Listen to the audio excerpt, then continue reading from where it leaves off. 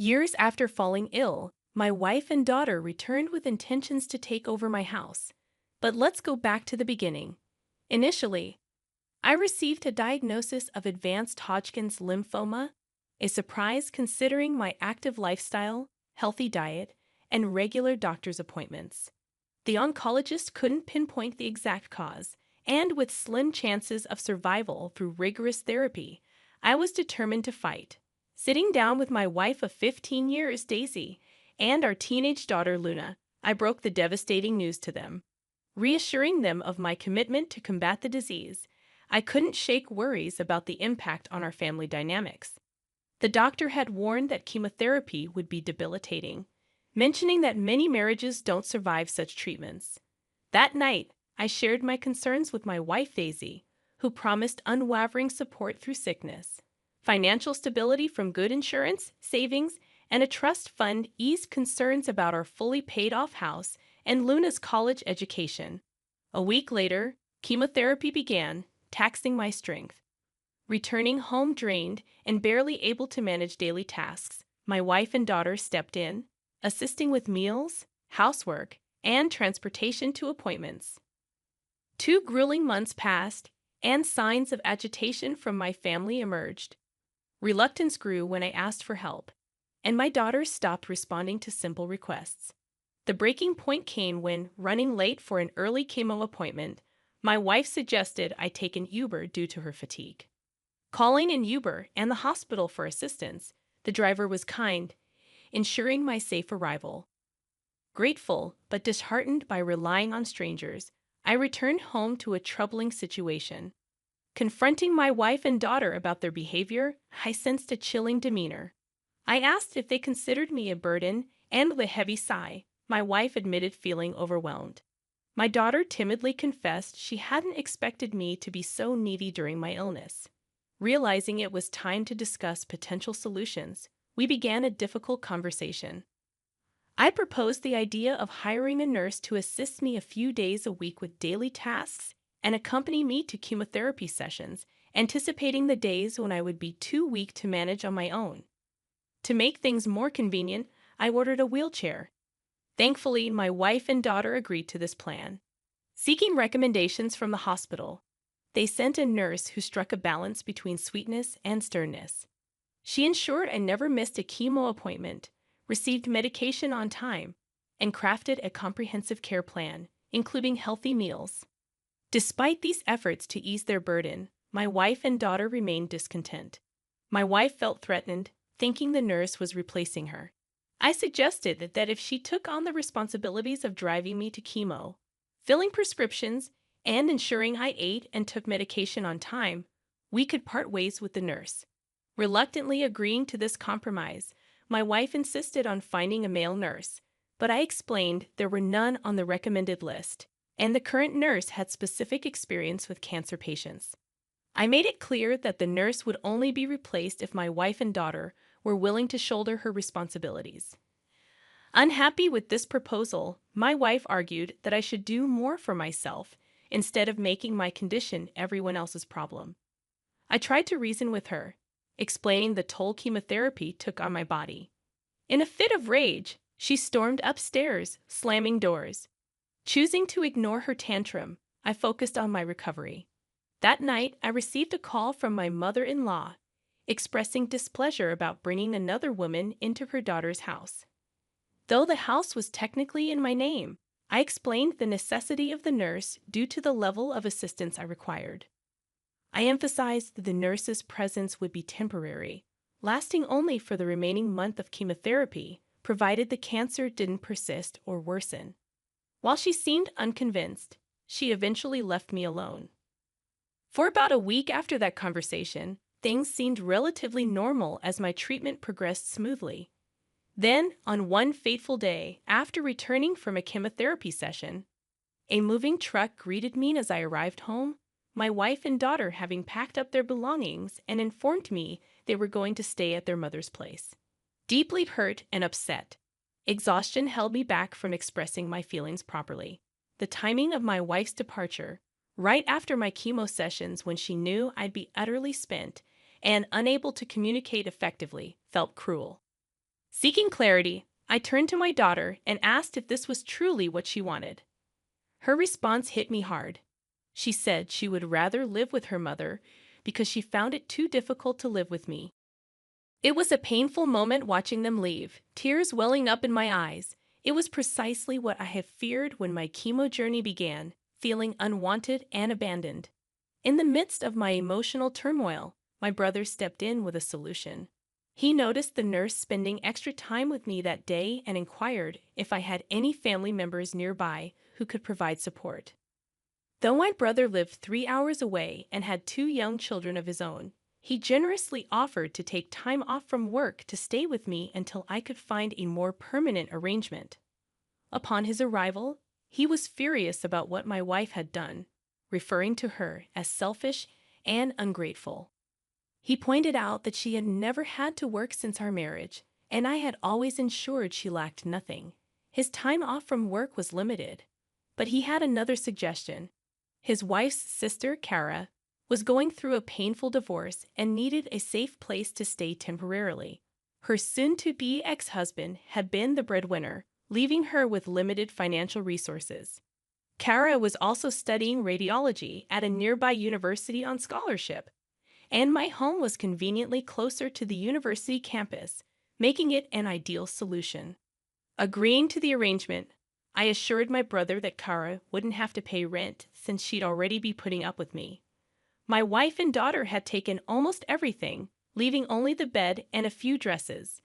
My brother stayed the rest of the week, and Kara arrived on his last day. He helped her move in, and she expressed her gratitude for letting her stay with me.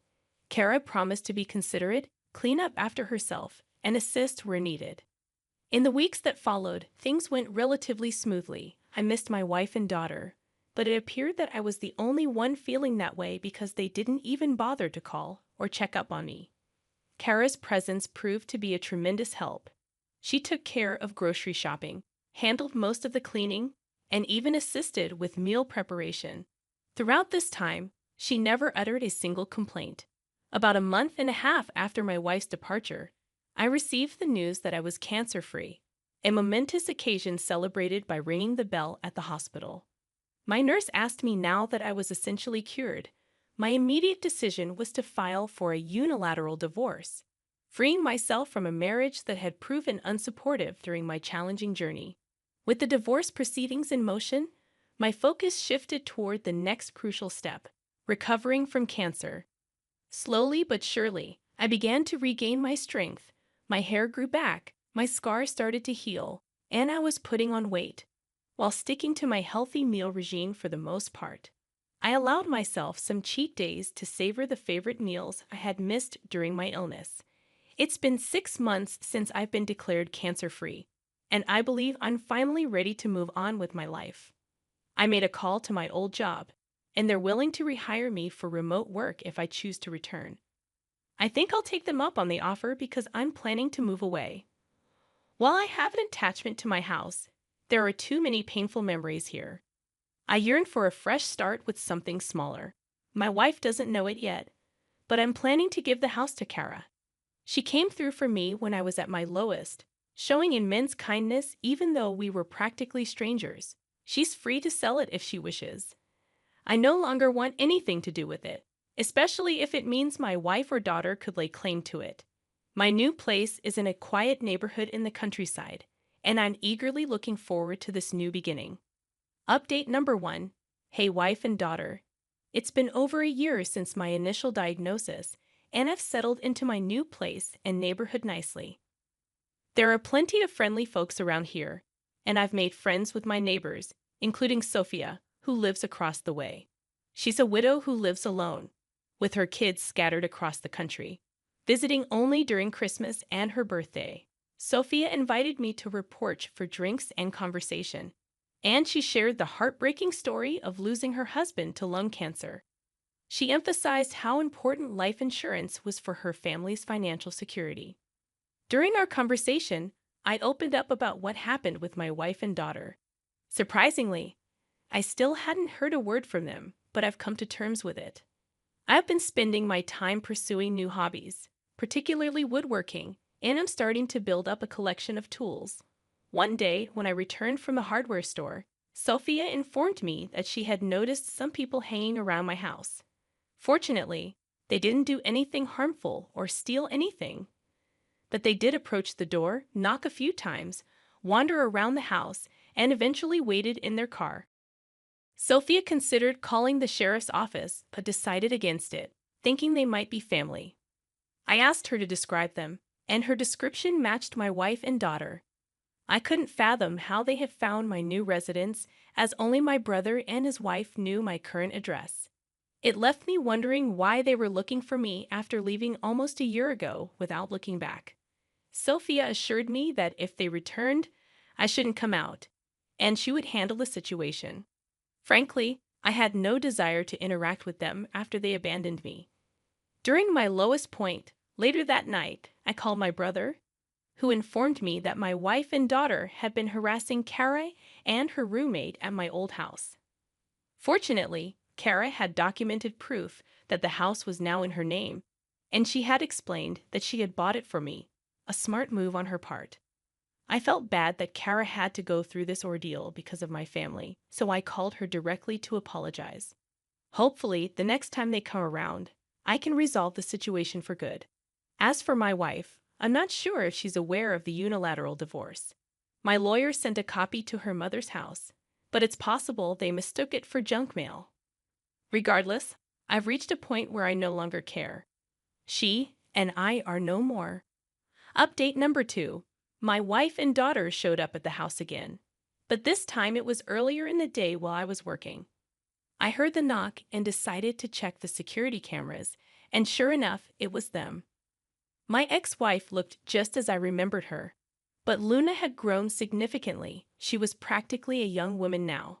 I followed the plans Sophia and I had discussed, staying inside but moving closer to the door to hear them better.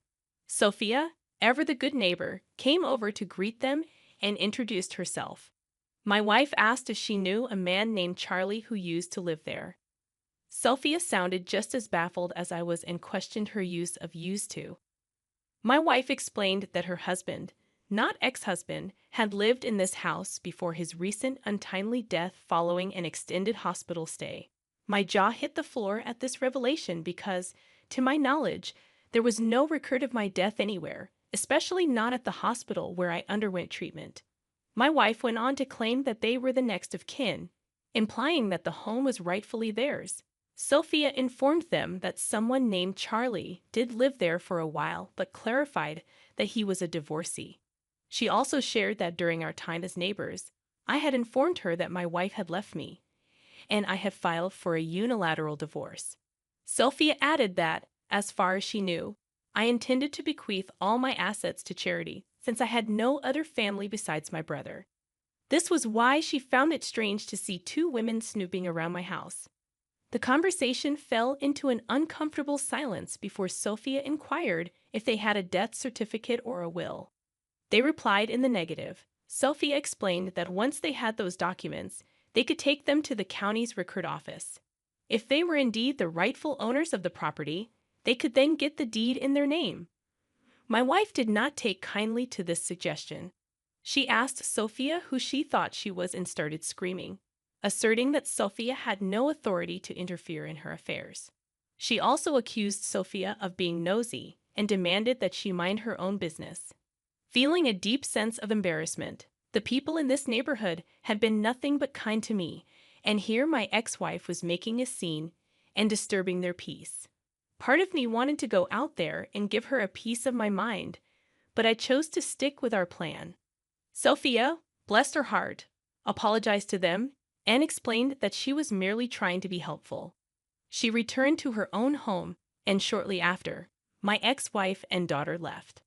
After finishing work, I went over to Sophia's place to apologize. She brushed it off, mentioning that while she found my wife's behavior repulsive, she also found the outbursts somewhat amusing. I wished I could agree with her, but I knew my wife could be hot-tempered when upset. If she ever returns, I am determined to confront her and ask her to leave me in peace. She came back again yesterday. I was sitting in my home office when I heard a loud crash. Rushing out to the living room, I found my front window smashed and people were outside screaming. I thought there might be a maniac on the loose, and it turns out I wasn't entirely wrong.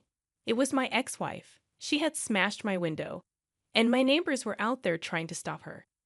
Apparently, she had been causing a ruckus for a while, but I hadn't heard it because I had my noise-canceling headphones on while doing some QA work.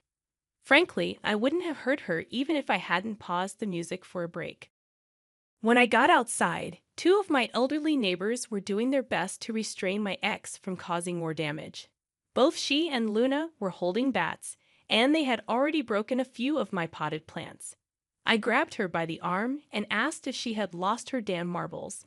Needless to say, she was shocked to see me, or rather, shocked to see me alive. I told both her and my daughter to get off my property before I called the cops. Unbeknownst to me, my neighbors had already placed the call. She seemed hurt by my words and asked why I hadn't contacted her after I got better.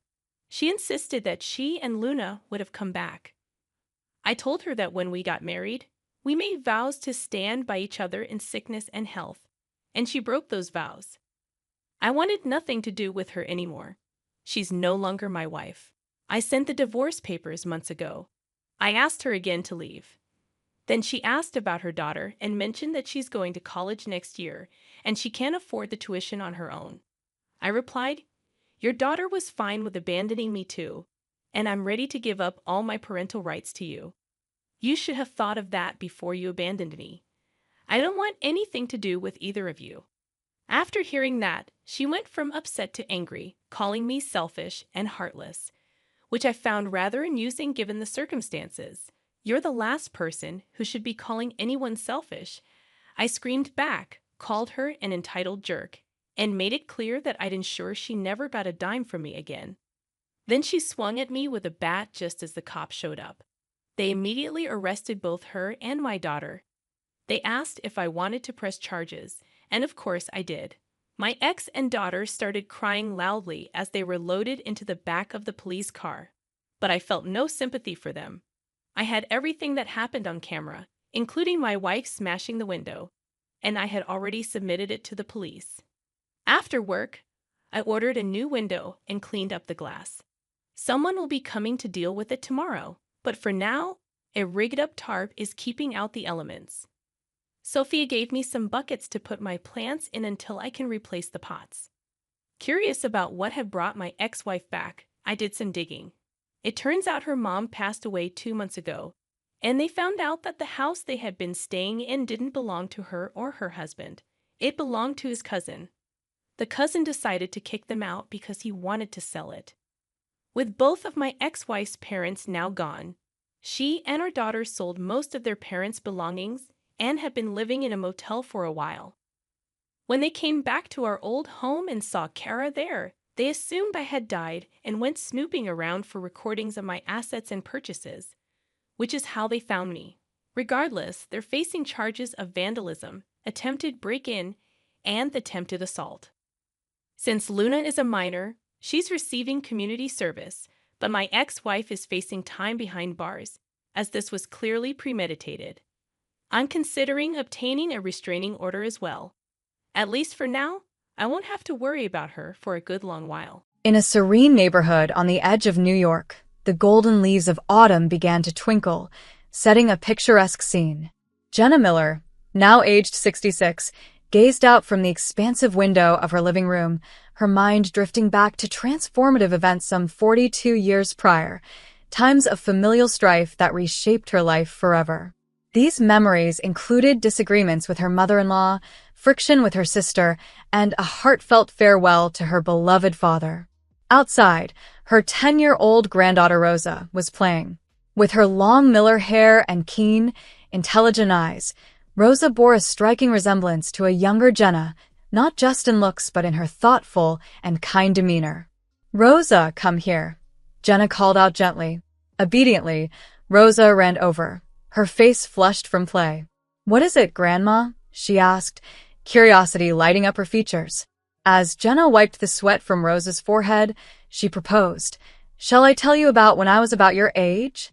Intrigued, Rosa settled beside her grandmother, her eyes wide with anticipation. "Yes, I want to hear it." What were you like when you were young? Jenna smiled warmly, her voice soft. Well, this isn't just a story. It's our family history, and there are lessons to be learned from it. Taking a deep breath, Jenna prepared to unlock the gates to a past she had long kept closed. At the age of 32, Jenna lived in Philadelphia. Despite the chaos of the city, her family's elegant home remained a quiet sanctuary. At this time, Jenna was making her mark as a rising lawyer.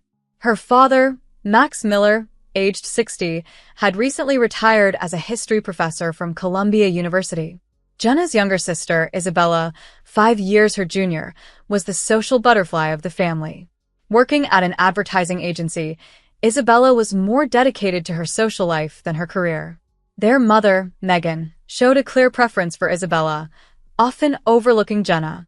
Megan, a housewife with high societal aspirations, expected her daughters to secure prosperous marriages. One crisp autumn evening, as they all sat around the dining table with a view of Central Park's autumn leaves shimmering outside, Megan excitedly addressed Jenna. "You'll come to the garden party next month, won't you? The Rockefellers will be there too." Jenna, setting down her fork with a sigh, replied, "Sorry, Mom. I have a deadline for an important case." Megan frowned. "That's too bad. Isabella will be there. She might meet some young men from the Rockefeller family." Feeling a familiar sting of neglect, Jenna tried to make her mother see sense. "Work is important too, Mom."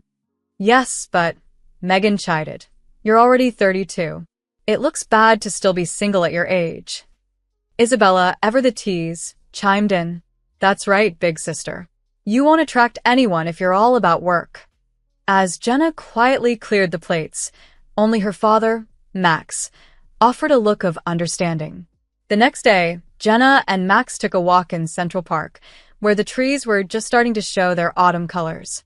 "Dad," Jenna began, struggling to find the words, "I don't know if I can keep living together as a family." Max placed a comforting hand on her shoulder. "Jenna, you are a wonderful daughter, and I am proud of you. Your mother and Isabella have their values, but you should follow your own path." Tears welled up in Jenna's eyes. "Thank you, Dad. "But it's hard sometimes. Mom and Isabella just don't understand me at all." Max smiled gently, reassuring her. "Life is long, Jenna. It might be tough now, but remember, this too shall pass." With this story, Jenna hoped not only to bridge the generational gap, but also to impart the wisdom of resilience and individuality to young Rosa, whose attentive gaze never wavered. Jenna's father once told her, "One day, you'll understand each other. Until then, continue to follow the path you believe in." These words filled Jenna with determination. "I understand, Dad. I'll do my best," she responded. From then on, Jenna dedicated herself wholeheartedly to her career, choosing to chase her own dreams rather than conform to her family's expectations. Despite her dedication, the divide within her family grew deeper each day. Her mother, Megan, was visibly upset by Jenna's absence from social gatherings, and her sister, Isabella, frequently criticized Jenna's lifestyle choices. As Jenna progressed in her legal career, specializing in defending the underprivileged, she slowly earned the respect and trust of her peers and clients. Her commitment intensified when she took on a high-profile case defending a whistleblower who exposed corporate misconduct. This case could significantly elevate her career. Jenna worked tirelessly, collecting evidence and strategizing, supported silently by her father, Max. He would often express concern for her well-being, advising her not to push herself too hard. Despite her hard work, Megan and Isabella showed little understanding or support. "Working again?" Isabella would say with a sigh, implying doubt about Jenna's life choices. "You won't meet anyone worthwhile if you're always buried in work," Megan would agree. Unbeknownst to them, Jenna had a secret. She was engaged to Waylon, a pediatrician, and her former college classmate, but feared her family's reaction to the news, especially concerning Waylon's background and financial status. Jenna's efforts in the whistleblower case paid off, exposing the corporate malfeasance and significantly boosting her reputation in the legal community. However, Her success did little to warm her relationship with her family, who responded coldly to her achievements. In the spring of 2002, tragedy struck when Max suffered a severe injury after falling down the stairs. Amid an important trial, Jenna didn't see the urgent calls from her mother until it was too late. Rushing to the hospital, she found her father in pain and her family distressed. Despite Megan's despair and Isabella's confusion over her priorities, Jenna assured them that she would manage her father's care alongside her work responsibilities. The surgery to repair Max's hip was successful, but his recovery was slow. Jenna balanced her work commitments with caring for her father, often staying overnight at the hospital. During one of these nights, Max expressed his gratitude and pride in Jenna's strength, but also his concern for her well-being. Jenna reassured him, promising to stay by his side until he recovered. Meanwhile, Megan and Isabella rarely helped with Max's care, often leaving the hospital soon after brief visits. On one occasion, when Jenna needed to go on an important business trip, she asked her family to take care of their father. Isabella's refusal, citing a trip to the Hamptons, and Megan's excuse of a meeting, left Jenna disappointed yet unsurprised by their lack of support. Through all these challenges, Jenna remained committed to her path, upholding her father's advice to keep walking the path she believed in, despite the family strife and personal sacrifices. Jenna spoke softly, her voice barely above a whisper. "Then I guess I'll have to cancel the business trip." That night, in her father Max's hospital room, tears flowed freely from her eyes as she faced the harsh realities of her situation. Her father, despite his frailty, tried to comfort her. "Jenna, you're doing enough. Don't blame yourself," he said gently. Jenna, gripping his hand tightly, replied with resolve, "Dad, I'll do my best. I'll make sure you get better." As days turned into weeks, Jenna found herself juggling her demanding job and her father's care. Her colleagues were supportive, understanding the difficult balancing act she was performing, but managing her time effectively continued to be a daunting challenge as she handled major cases at work. One day, while at the hospital, Jenna unexpectedly bumped into Waylon in the corridor. "Jenna?" Waylon called out, surprised to see her there. Despite her exhaustion, Jenna managed to smile. "Waylon, what are you doing here?" Waylon, who was doing rounds in pediatrics, returned her smile with a gentle one of his own. "Are you here taking care of your dad?" he asked. Jenna nodded. "Yes, that's right." Concern etched his features as he looked at her. "Are you okay? Are you not overdoing it?" Jenna sighed deeply. "Honestly, it's tough. Caregiving, family issues, it's all piling up." Waylon placed his hand on her shoulder reassuringly. "Let me know if there's anything I can do to help. Let's get through this together." Jenna felt a wave of gratitude wash over her. "Thank you, Waylon. It's really comforting to have you here." Just then, hurried footsteps approached from the nurse's station. "Ms. Miller," a nurse shouted. "Your father's condition has changed suddenly." Jenna's heart sank as she gave Waylon a quick, apologetic look and rushed to her father's room. Inside, doctors were bustling around. Max was in distress, breathing painfully. "Dad!" Jenna exclaimed, panic rising. One of the doctors turned to her. "Ms. Miller, your father has developed acute pneumonia. We need to move him to the ICU immediately." Shocked yet trying to remain composed, Jenna asked, "What should I do?" "For now, please leave it to us." "Can you contact your family members?"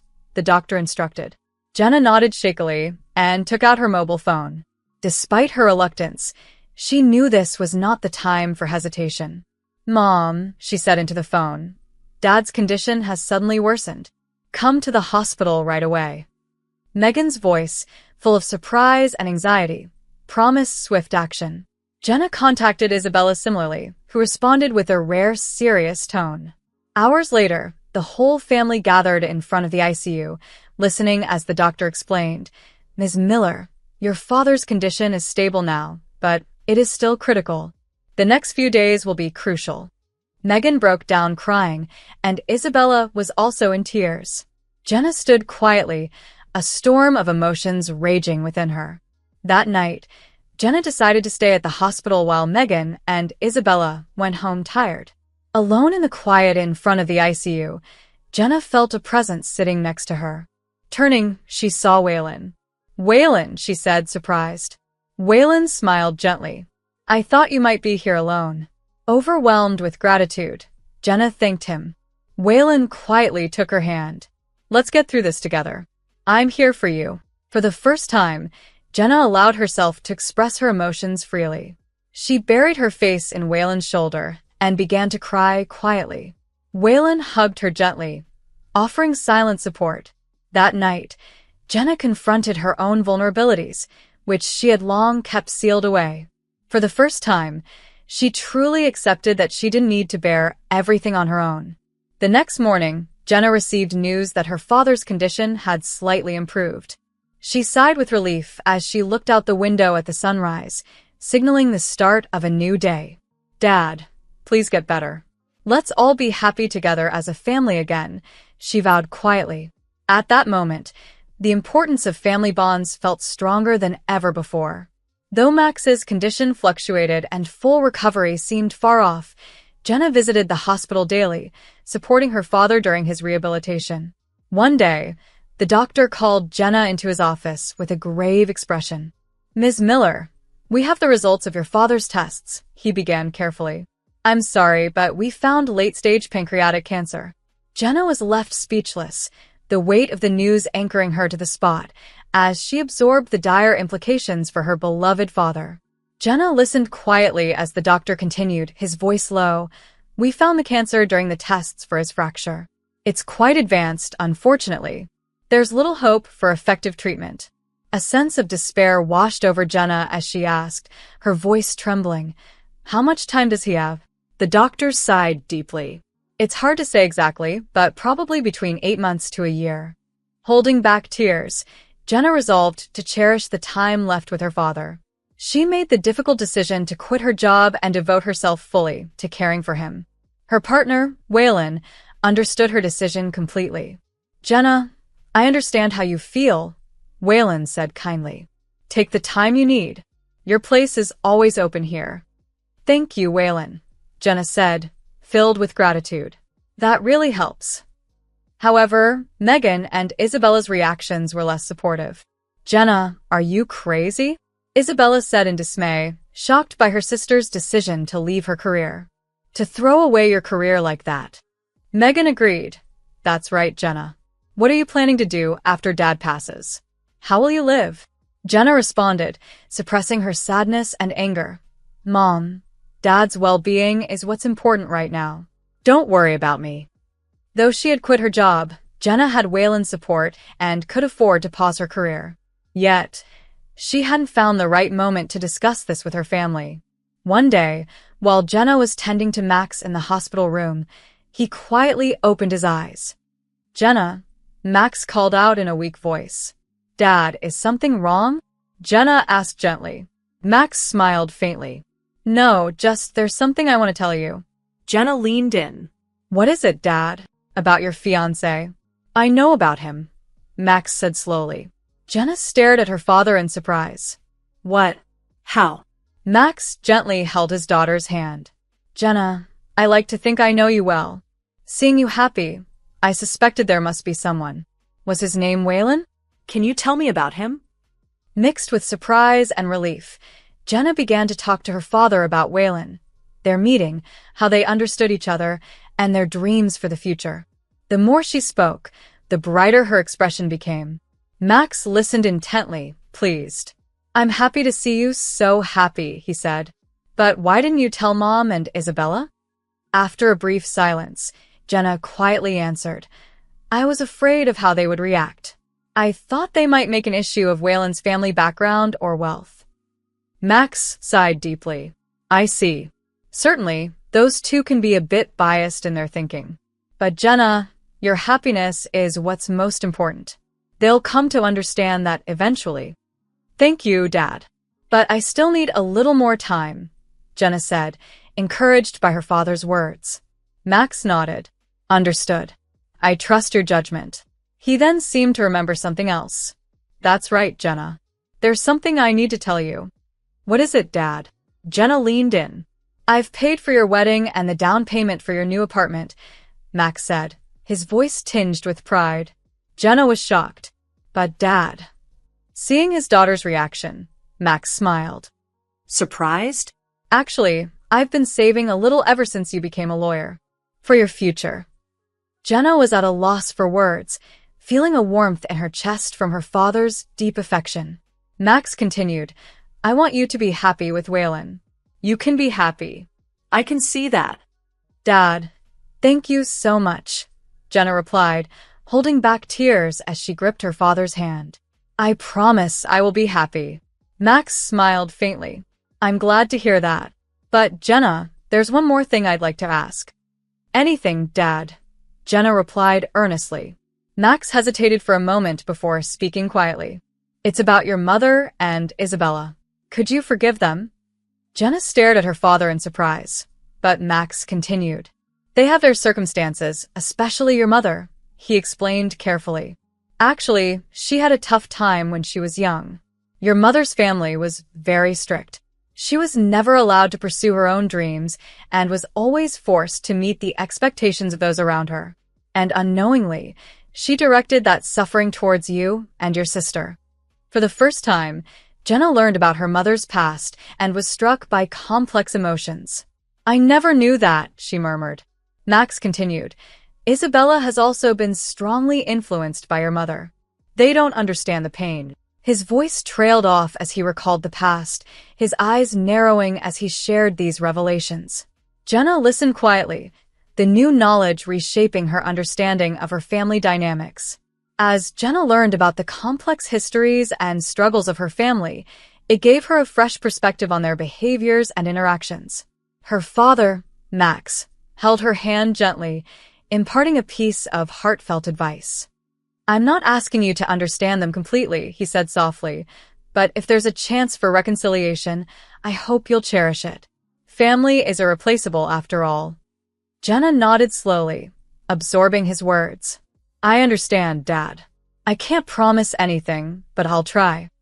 Max seemed relieved by her response. That's enough for me, Jenna. I believe in you. From then on, Jenna cherished every moment she had with her father. She brought Waylon to the hospital, and together, the three of them talked about their future plans. Max's eyes lit up as he spoke about the grandchildren he hoped to meet someday, expressing his wishes for Jenna and Waylon to build a happy home together. Despite this, Max's condition continued to decline, and Jenna stayed devotedly by his side, savoring their last moments together. On a quiet night, as Jenna held her father's hand in the dim light of the hospital room, Max suddenly opened his eyes. Jenna, his voice was hoarse, I'm proud of you. Those were his last words. Max Miller passed away peacefully, watched over by his loving daughter. Jenna wept bitterly, her grief profound and overwhelming. Waylon rushed to her side, offering silent support and warmth during this heartrending time. Max's funeral was a dignified affair, true to his character. Many of his students and colleagues attended, sharing memories of his passion for academia and his warm personality. Jenna, as the chief mourner, spoke about her father's love for his academics and his family, declaring that his teachings would continue to live on in their hearts.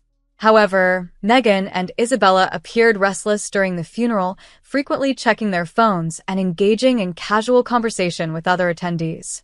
Jenna was pained by their behavior, but remembered her father's words about forgiveness and managed to suppress her anger.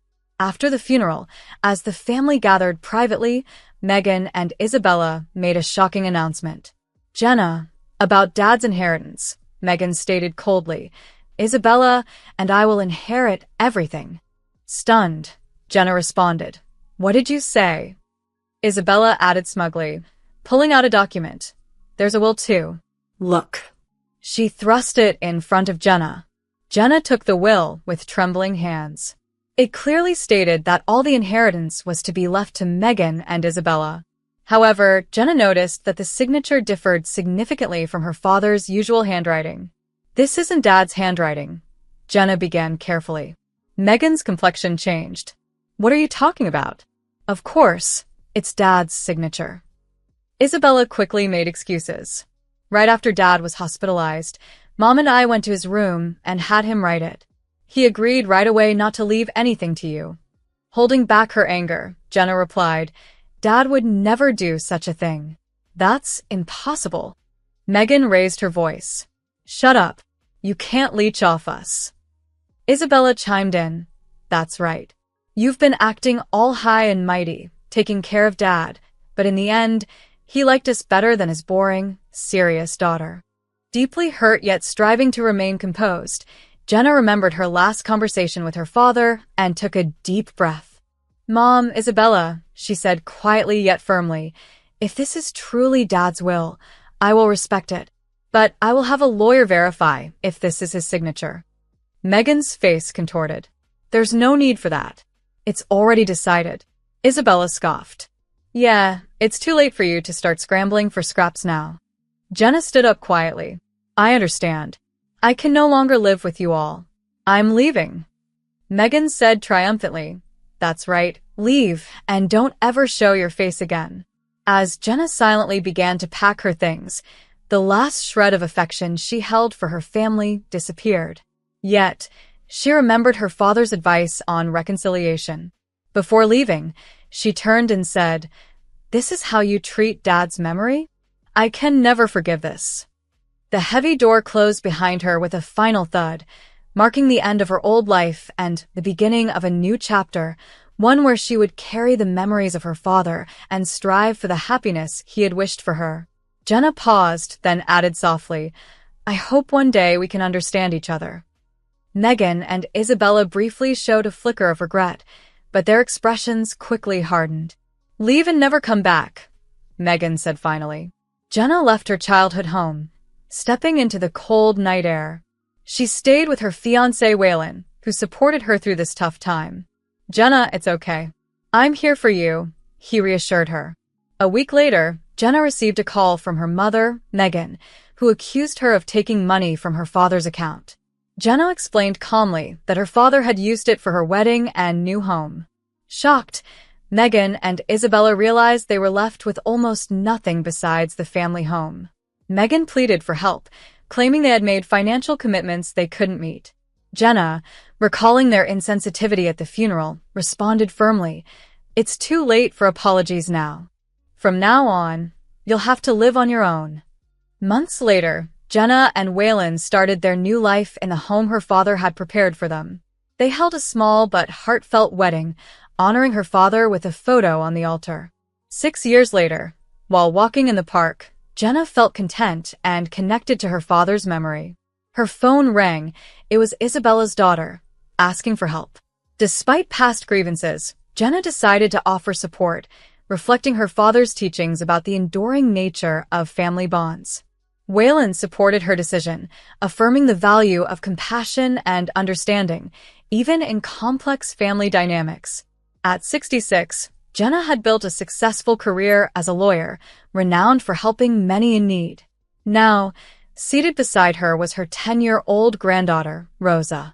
Grandma, what happened after that? Rosa asked, her eyes wide with curiosity. Jenna smiled gently and replied, Well, it took time, but we gradually mended our relationship. Grandma Isabella and great-grandma Megan realized their mistakes and truly repented.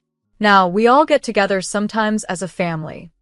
Of course, it's not as close as it used to be, but we have managed to regain a sense of caring for each other, Jenna continued, her voice soft yet filled with the wisdom of her years. Rosa seemed moved by her grandmother's words. That's amazing, Grandma. I think forgiving is hard, she remarked thoughtfully. Yes, Rosa, forgiving is really hard. But forgiving also makes your own heart lighter and creates a chance to build new relationships, Jenna explained, stroking her granddaughter's hair gently. She then emphasized, but the most important thing is not to compromise your values. Forgiving is different from losing yourself. That's what your great-grandfather, my dad, taught me. Jenna gazed out the window where flowers of various colors bloomed in the garden, flowers she had planted with her mother and Isabella. Families can hurt each other sometimes, but they are still family, Jenna said quietly. What's important is to try to understand each other and not to forget about love. Rosa deeply absorbed her grandmother's words, engraving them in her heart. Jenna then stood and took an album from the shelf. "Hey, Rosa, do you want to look at this album? It contains our family's history." Rosa sat next to her grandmother, brimming with curiosity. As Jenna slowly turned the pages, they saw photos filled with joy, sadness, conflict, and reconciliation, a variety of emotions captured in family photographs. "Look, this is your great-grandfather." Jenna pointed to a photo of Max, smiling. "His teachings still support our family today." Rosa stared intently at the photo. "Great-grandpa looks kind," she observed. "Yes, he was a truly kind person, and he taught us the importance of family bonds," Jenna confirmed as she continued to share stories of their family history, weaving in both the joys and the sorrows without holding back. It was an important lesson she wanted to pass on to the next generation. At dusk, Jenna and Rosa went out to the garden. The setting sun beautifully colored the sky. "Hey, Rosa," Jenna said gently. "Life has many challenges, but there's nothing we can't overcome. Believe in your family, believe in yourself, and cherish the people you love. That's the path to happiness." Rosa gripped her grandmother's hand. "I understand, Grandma. I will cherish my family too, and I want to be strong and kind like you," she said earnestly. Jenna hugged her granddaughter, tears of joy and gratitude sparkling in her eyes. The wind gently enveloped them both, and Jenna felt as if she could sense her father Max's warm gaze. "Thank you, Dad," she murmured in her heart. "Your last gift has brought happiness to our family." As the sun set and a new night began, Jenna vowed to continue cherishing the bonds of family and to walk into the new days ahead with the strength and grace her father had instilled in her.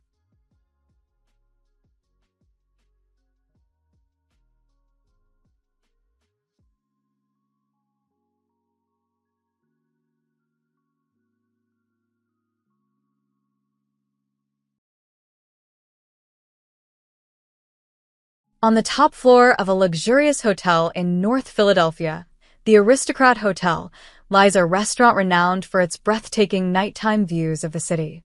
High ceilings, gently glowing chandeliers, and the soft melodies of a jazz piano combine to create a truly extraordinary dining ambience. Here, each detail is crafted with the utmost quality, providing a respite from the mundane. My heart raced with excitement as I entered the elevator, eager to celebrate a special occasion. It was my 30th birthday. To make it to dinner, I had adjusted my work schedule, looking forward to an evening with my mother and sister. I envisioned a birthday filled with warm meals, joyful conversations, and loving exchanges. However, the moment I stepped through the restaurant doors, my expectations crumbled dramatically. There sat my mother, Sophia, and my sister, Victoria, seemingly concluding their meal. The table, draped with a pristine white cloth, bore the remnants of their feast, empty plates and wine glasses beside their espresso cups. Confused and hurt, I approached their table.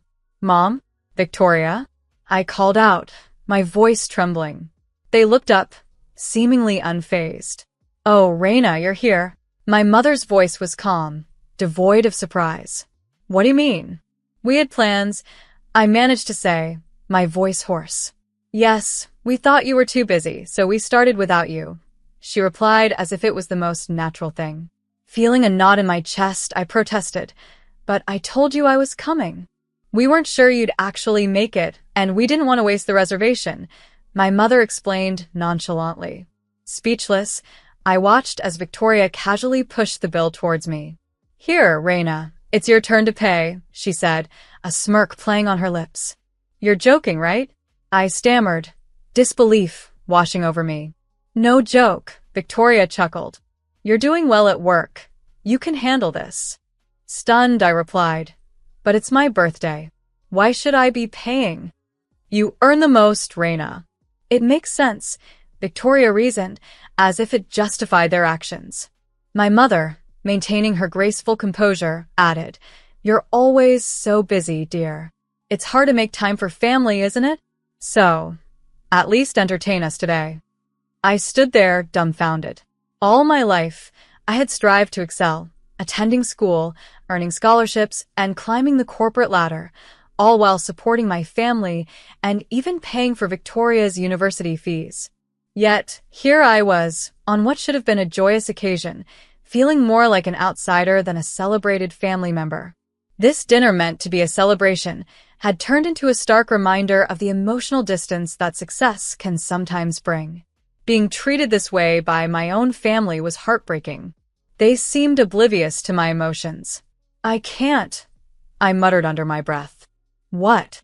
Victoria's voice pulled me back to the harsh reality as she cocked her head to the side. "Enough. I can't do this anymore," I declared, rising from my seat. Celebrating without me and then expecting me to foot the bill wasn't just disappointing. It felt like a slap in the face. My mother's expression hardened. "There's no need to overreact. This day was supposed to be about us, together. It feels like you both didn't consider how I'd feel at all," I countered, my voice laden with emotion. Victoria exhaled sharply. "Fine, if it's going to upset you this much, Mom can pay." "It's not about who pays," I said, grabbing my purse and standing up. "This isn't right." "Where are you going?" my mother called out as I started to leave. Home.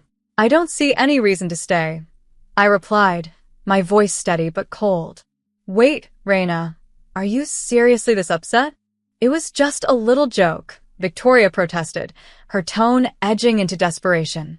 "This is no joke to me," I said firmly, leaving them behind as I exited the restaurant.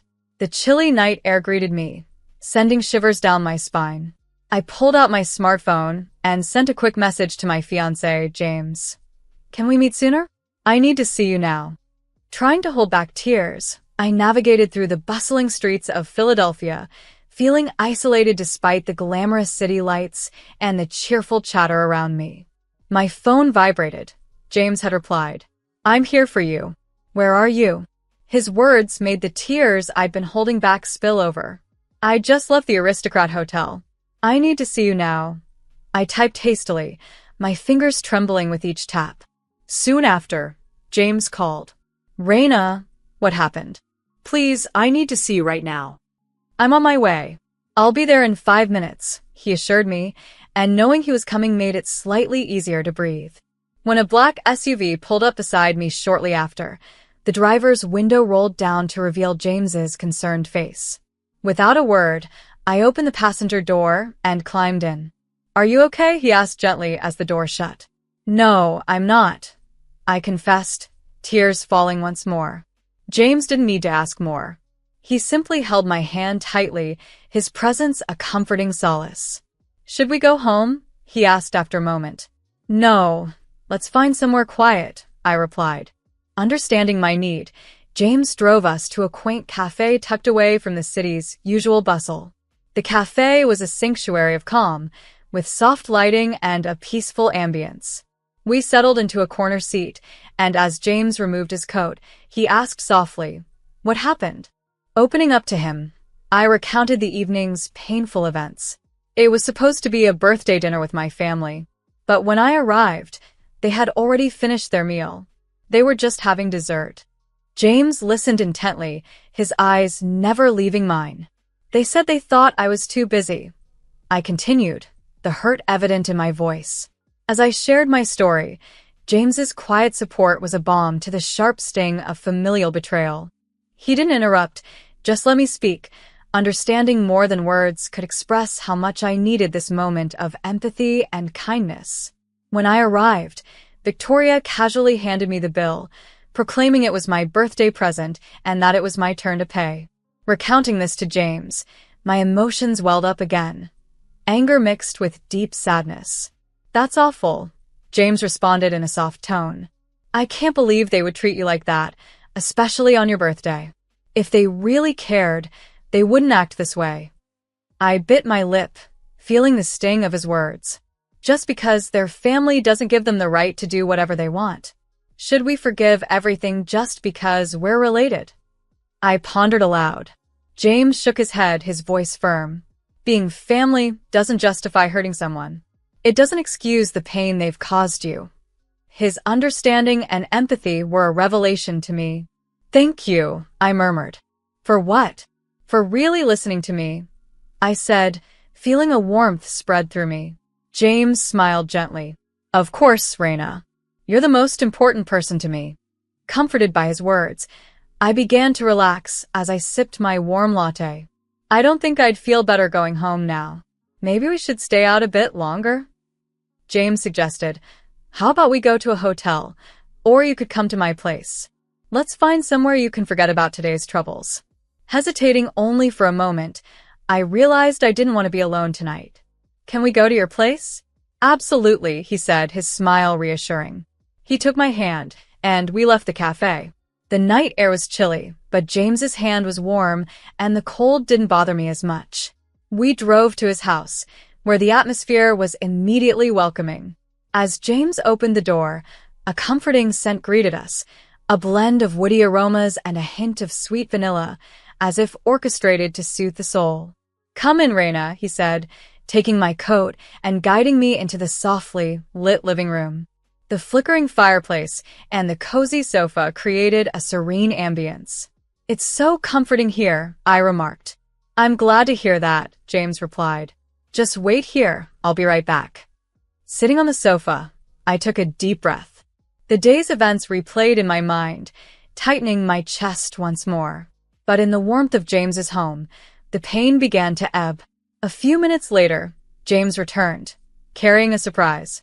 In his hands was a small whole cake on a plate, adorned with a single lit candle.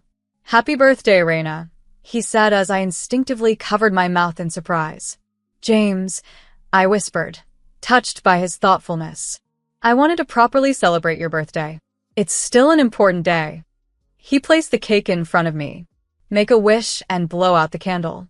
Feeling overwhelmed, I closed my eyes and made a wish, to truly smile from my heart on my next birthday. I blew out the candle gently. Happy birthday, Raina. James spoke softly, his eyes kind. Thank you, I said, my voice thick with emotion. I never expected anything this wonderful. I didn't want your day to end in sadness, he said as he cut the cake and handed me a slice. Taking a bite, the perfect sweetness filled my mouth. Delicious, I exclaimed, genuinely pleased. James smiled with satisfaction. I'm glad. I wanted to make this myself. In that moment, surrounded by warmth and genuine care, the day's earlier pain began to fade, replaced by a feeling of being cherished and understood. Though there wasn't time, James's effort in preparing the cake meant everything to me. I smiled at him appreciatively. James, looking slightly awkward, shifted his gaze away and quietly said, Next year, let's celebrate at a restaurant you really want to go to. His words warmed my heart once more. Will you be with me next year too? I asked. James gently held my hand, looking earnestly into my eyes. Of course, not just next year, but always. His reassurance settled softly into my heart. While the hurt from my family's actions was still raw, having James by my side gave me the strength to look forward again. Thank you, James. I'm the lucky one to have you in my life, I told him, feeling genuinely grateful as we enjoyed the cake by the softly flickering fireplace. My birthday, despite its rough start, turned into a special day after all. The next day, I received a phone call from my mother and sister. My mother's voice was unusually gentle, and Victoria spoke in her usual carefree tone. Raina, about yesterday, my mother started. We thought you wouldn't mind since you're always so busy. It was just a joke. Victoria chimed in. We gave you the bill as a sort of joke, thinking you could easily handle it. We didn't expect you to get so upset. Hearing this, I felt a tightness in my chest. Is this really something to dismiss as a half-joke? I pondered aloud. My feelings couldn't just be brushed aside. I've always felt, I began, my voice trembling, unsure if they could sense the pain in my voice through the phone, alienated by our family. I didn't reach out because I was busy, but it felt like you were ignoring me. It's always weighed on me. I ended the call abruptly, shaken by voicing the pain I'd held inside. Although I knew it was the right thing to do, I still feared the potential rift with my family. When my mother tried calling back, I didn't pick up, not ready to face more turmoil while my emotions were still raw. Ignoring her calls, I saw messages from Victoria pile up on my phone. Reina, please don't shut us out. Let's talk this through. We didn't mean to hurt you, her messages read. My heart was torn, caught between my love for my family and the disappointment their actions had caused. This birthday incident made me rethink our relationship. Their self-centered attitudes, long-standing indifference, and now their demeaning behavior had piled up, pushing me to a breaking point. Then, a new shock came, a letter from a financial institution about a loan taken out without my knowledge. When I investigated, I discovered transactions and travel expenses charged under my name by my mother and sister. Confronting them, Victoria laughed it off, saying, "It's okay, because we're family, right?" My mother added, "You earn enough, you should be able to help us out." That was the last straw. It wasn't just personal betrayal, it was a crime. That night, I turned to James, always gentle and calm, for advice on how to handle this legal and emotional betrayal. His steady presence had always given me clarity, and now, more than ever, I needed his guidance to navigate through this storm. James has always stood firm against injustice and irrationality. I knew he would understand my situation and offer sound advice. When I called him, he answered right away, his voice immediately soothing the tension that had built up inside me. However, I needed to stay focused. Taking a deep breath, I laid out the situation for him. My mother and sister took out credit cards and loans in my name without my permission. When I confronted them, they brushed it off, saying it's okay because we're family. I can't just forgive this. James listened in silence before speaking in a measured tone. "What do you want to do?" After a moment of contemplation, I replied firmly, "I want to sue them. Just because their family doesn't give them the right to exploit me like this. They've ignored my feelings for too long, and I can't tolerate it anymore." James sighed softly. "That's fine. If you've made up your mind, I'll support you fully. First, I'll introduce you to a lawyer I know who specializes in fraud cases." "Really?" "Yes. Unauthorized use of your name is a clear crime. If we act quickly, we can minimize the damage and the legal process should be smoother." James's support gave me a sense of security I hadn't felt in a long time. He respected my decision and offered practical solutions without hesitation. "Thank you, James. I appreciate it." "No need for thanks. You're important to me." "Let's go to the lawyer's office together tomorrow. If we're going to fight this, we need to be well prepared," he assured me. His reassuring voice bolstered my resolve. The next day, James accompanied me to the lawyer's office to discuss the unauthorized use of my name and prepare for legal action. The lawyer was calm and methodical, confirming that the case clearly qualified as fraud. This can be treated as a criminal case, and you can also claim damages in a civil suit. "Which direction would you like to proceed in?" "Both, please," I answered without hesitation. I was done shedding tears over family dynamics that only caused me pain. The suffering I had endured was now fuel to protect my own life moving forward. A few days later, a legal notice was sent to my family through the lawyer. The news shook my father the most, who had until then turned a blind eye to my mother and sister's actions. At his request, I agreed to a family meeting, which included my lawyer and James. We convened in a hotel lounge, everyone seated, my mother and sister wearing their usual disgruntled expressions, and my father looking weary. "Was it really necessary to make such a big deal out of this?" my mother began, her tone dismissive. I responded coolly, "If you didn't think it was a big deal, you shouldn't have used my name without permission. Just because we're family, you think you can do whatever you want, even if it makes me miserable." I continued, addressing Victoria's scowl. "You're exaggerating. You don't need to blame us so much. Are you that angry just over some money?" Victoria retorted, "Just some? Do you have any idea how much money you spent? Have you ever thought about how hard I've worked to earn that?" Their silence followed.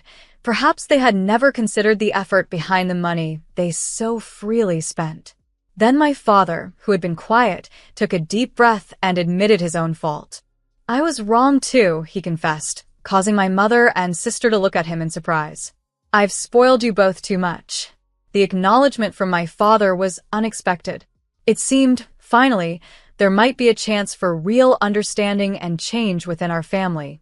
As we sat in that tense meeting, It was clear that this confrontation, though painful, was a necessary step toward resolving deep-seated issues and reclaiming my independence. I was taken aback by my father's unexpected admission of fault. It was the first time he had ever acknowledged my feelings.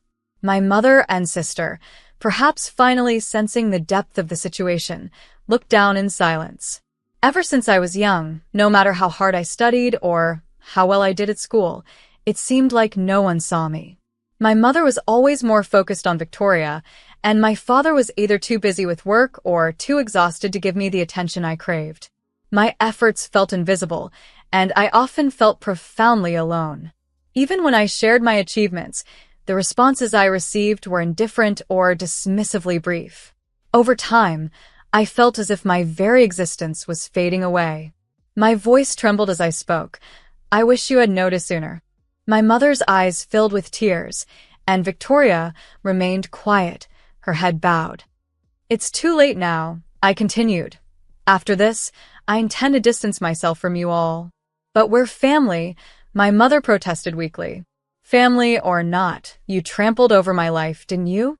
I replied, leaving her speechless. "I will no longer allow myself to be manipulated. I'll marry James and start a new life," I declared firmly. James squeezed my hand in support, silently affirming his presence by my side. The lawyer then spoke up. "The legal proceedings have already begun. From now on, this matter will be decided in court." As the trial progressed, the unauthorized use of my name by my mother and sister was formally recognized in court. When the verdict was delivered, I listened quietly as the judge ruled that they were to repay all the debts incurred under my name and also pay damages for their actions. Victoria murmured in disbelief, "This can't be," as my mother slumped in her chair, overwhelmed by the reality of the situation. My father sighed deeply, his expression somber. "It's a deserved outcome," I stated calmly, feeling a sense of closure as I looked over at James, who had been my steadfast support throughout the ordeal. He gave me an encouraging smile. After the judgment, my mother and sister faced substantial debts. "We don't have enough money," Victoria lamented, while my mother began to rue their previous carelessness. My father, looking at them sternly, said, "You've both done whatever you wanted for too long. Have you only just realized how much Reina has suffered?" A few weeks later, my father sent me a message. "We were wrong. I've only now come to understand how terribly we treated you. Can we start over as a family?" While repaying their debts, it seemed my mother and sister began to reflect on their actions and made efforts to mend our relationship. Victoria took on multiple part-time jobs, and my mother also started to change her lifestyle. I pondered their request in silence. It wasn't easy to just forgive and forget. On the other end of the phone, I could sense them holding their breath, waiting for my response. The birthday incident, the fraud, it's not just about those. "I've always been hurt by our family's indifference and selfishness," I finally said, expressing the deep-seated pain that had accumulated over the years. The path to reconciliation would be long and uncertain, but it was a start, a cautious beginning to possibly rebuilding what had been broken. I struggled to articulate my feelings initially, feeling like my words couldn't bridge the gap between my family and me. I chose solitude, letting the silence between us deepen as I overheard my mother's cries and Victoria's hesitations. Eventually, I made the difficult decision to cease all communication with them as I prepared for a fresh start with James. That evening, as uncertainty hung in the air, I dialed James's number. His voice, a reassuring presence on the other end, prompted me to confess, "I've decided to take some time apart from my family." James listened intently, offering his support with thoughtful understanding. "Reina, it's brave of you to take this step. I'm here for you," he assured me, his words giving me the strength to envision a new beginning for us. Grateful, I thanked him, feeling his support solidify my resolve. With James, progress felt possible, and I voiced my desire to forge a new life together elsewhere. He agreed quietly, emphasizing, "Your happiness is paramount, Reina. Let's look forward to our future." His commitment comforted me, confirming our path forward together. However, the ties to my family weren't easily severed. Despite moving on, Their messages persisted, each one reopening old wounds yet also revealing unspoken care. A poignant note from my mother finally pierced through my defenses. "Reina, are you well? I hope we can reconnect, even slightly. Your well-being is my wish." The genuine concern in her words softened my heart. As I pondered their attempts to reach out, including messages from Victoria and my father, the internal conflict was palpable. With time, my desire to reconcile grew stronger. This realization coincided with a surprising discovery. I was pregnant. The news brought a whirlwind of emotions, and amidst this profound life change, I contemplated repairing the familial bonds. Discussing this with James, he responded with a comforting smile. "If reconnecting with your family feels right, I'll support that decision. We're in this together." His encouragement eased my apprehension about reaching out to my family. In the weeks that followed, I initiated contact, starting with tentative conversations that gradually became more heartfelt. My direct dialogue with my mom was particularly moving. "I'm thrilled you're back, Reina. Moving forward, I'll honor your feelings," she vowed. Her acceptance was healing, and it seemed timely to restore our relationship, especially with the new life James and I were about to welcome. I envisioned a future where we supported each other as a family, strengthening our bonds anew.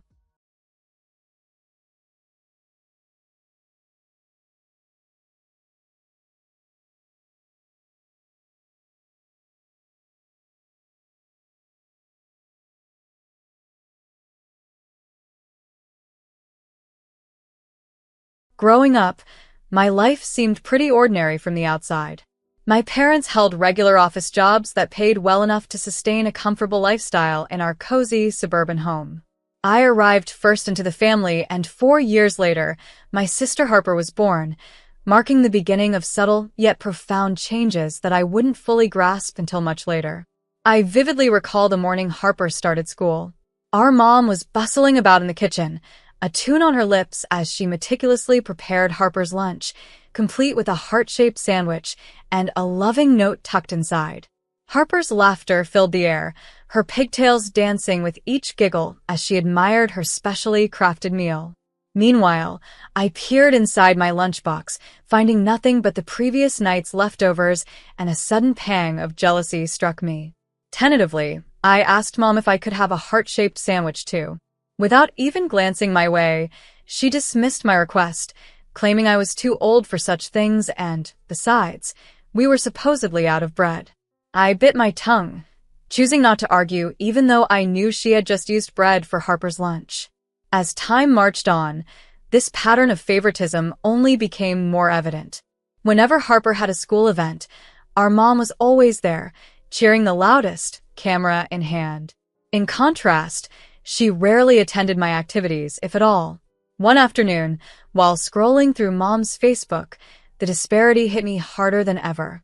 Her page was a virtual altar dedicated to Harper, filled with images of her at recitals, winning spelling bees, and showcasing new outfits. My own presence was barely noticeable, relegated to the occasional blurry, partially cropped background appearance. Confronting Mom about the glaring imbalance on her social media didn't go well. She brushed off my concerns, claiming Harper was simply more photogenic.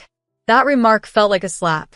Was more photogenic just a euphemism for prettier or more favored? During these times, Dad became my sanctuary. He seemed to sense the inequity and tried to compensate with small acts of kindness. Ice cream trips just for the two of us, or spontaneous drives. His efforts were the few bright spots in my increasingly overshadowed existence. However, as years passed, these moments became rare, and I often caught him with a look of resignation as he observed Mom doting on Harper. The favoritism escalated when Harper expressed an interest in piano. Mom's enthusiasm was palpable. She promised the best tutor, and soon, a grand piano adorned our living room, with Harper receiving lessons twice a week. Shortly after, I mustered the courage to ask for new art supplies, as mine were nearly worn out. Mom's response was dismissive, citing the cost of Harper's piano lessons as a reason we couldn't indulge my hobbies. This pattern of favoritism not only strained my relationship with my family, but also left deep-seated feelings of inadequacy and neglect. As I grew older, these experiences shaped my understanding of love and fairness, leaving me to ponder the complexities of family dynamics and the silent battles often fought within the walls of a home that might appear perfectly normal to the outside world. Feeling my cheeks heat up, I tried to explain to Mom that my love for art wasn't just a passing fancy. I had cherished it for years. But she was dismissive, suggesting sharply that I should consider a less expensive hobby. Dejected, I withdrew to my room, struggling to hold back tears. It just wasn't fair. The disparity was evident in everything, even down to our wardrobes. Harper's closet was like a boutique filled with designer outfits and the latest trends, while I made do with hand-me-downs and clearance rack finds. One day, while I was sifting through a bin of discounted shirts, Harper approached me gently. "Hey, Isabella," she said, her voice soft. "Grandma gave me some birthday money. Want to split it and get something nice?" I was taken aback by her generosity. "You don't have to do that," I replied, touched by her thoughtfulness. She just shrugged. "I want to. Plus, that green sweater you like would look amazing on you." That's just how Harper was, naturally kind and generous. It wasn't her fault that Mom showed favoritism, and I couldn't find it in me to resent her for it. Over time, Harper and I became closer, often staying up late to discuss Mom's puzzling behavior. "Why does she treat us so differently?" Harper once confided during one of our late-night talks. I could only shake my head, wishing I had the answers. Harper also stood up for me when needed. When Mom criticized my grades, ignoring the fact that I was enrolled in advanced classes, Harper was quick to defend me. "Mom, lay off," she'd snap. "Isabella's working really hard. You should be proud." Mom would look startled by Harper's bluntness, then dismiss it by saying she was too soft-hearted. Those moments, when Harper acknowledged my efforts, made everything else slightly more bearable. Another source of comfort was my grandparents, Mila and Mateo. Their home was a sanctuary, a world where I felt truly valued. Their living room told a different story from the selective showcase on Mom's social media. Photos of both Harper and me were displayed with equal pride, our youthful smiles captured in matching frames. One day, while helping Grandma in the kitchen, I asked her why she had so many pictures of me when Mom hardly had any. Grandma paused, her hands still in the dough.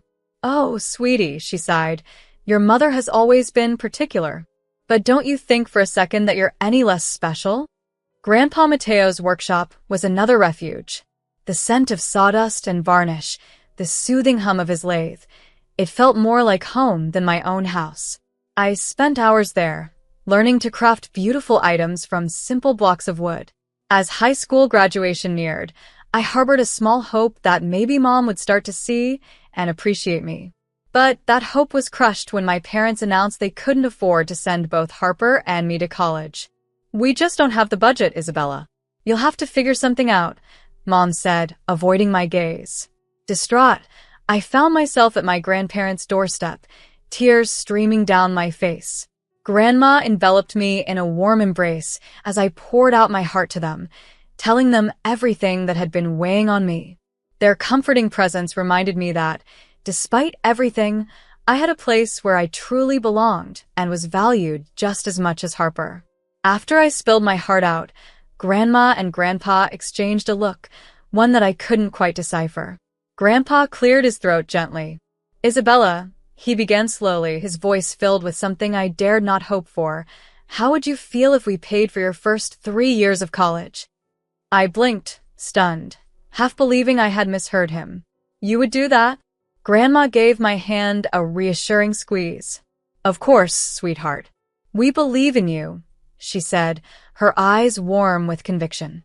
For the first time in a long while, a spark of hope ignited within me. With my grandparents' support, I found the courage to apply to a public university a few hours from home. As I loaded up my old Honda Civic, a cocktail of excitement and anxiety coursed through me.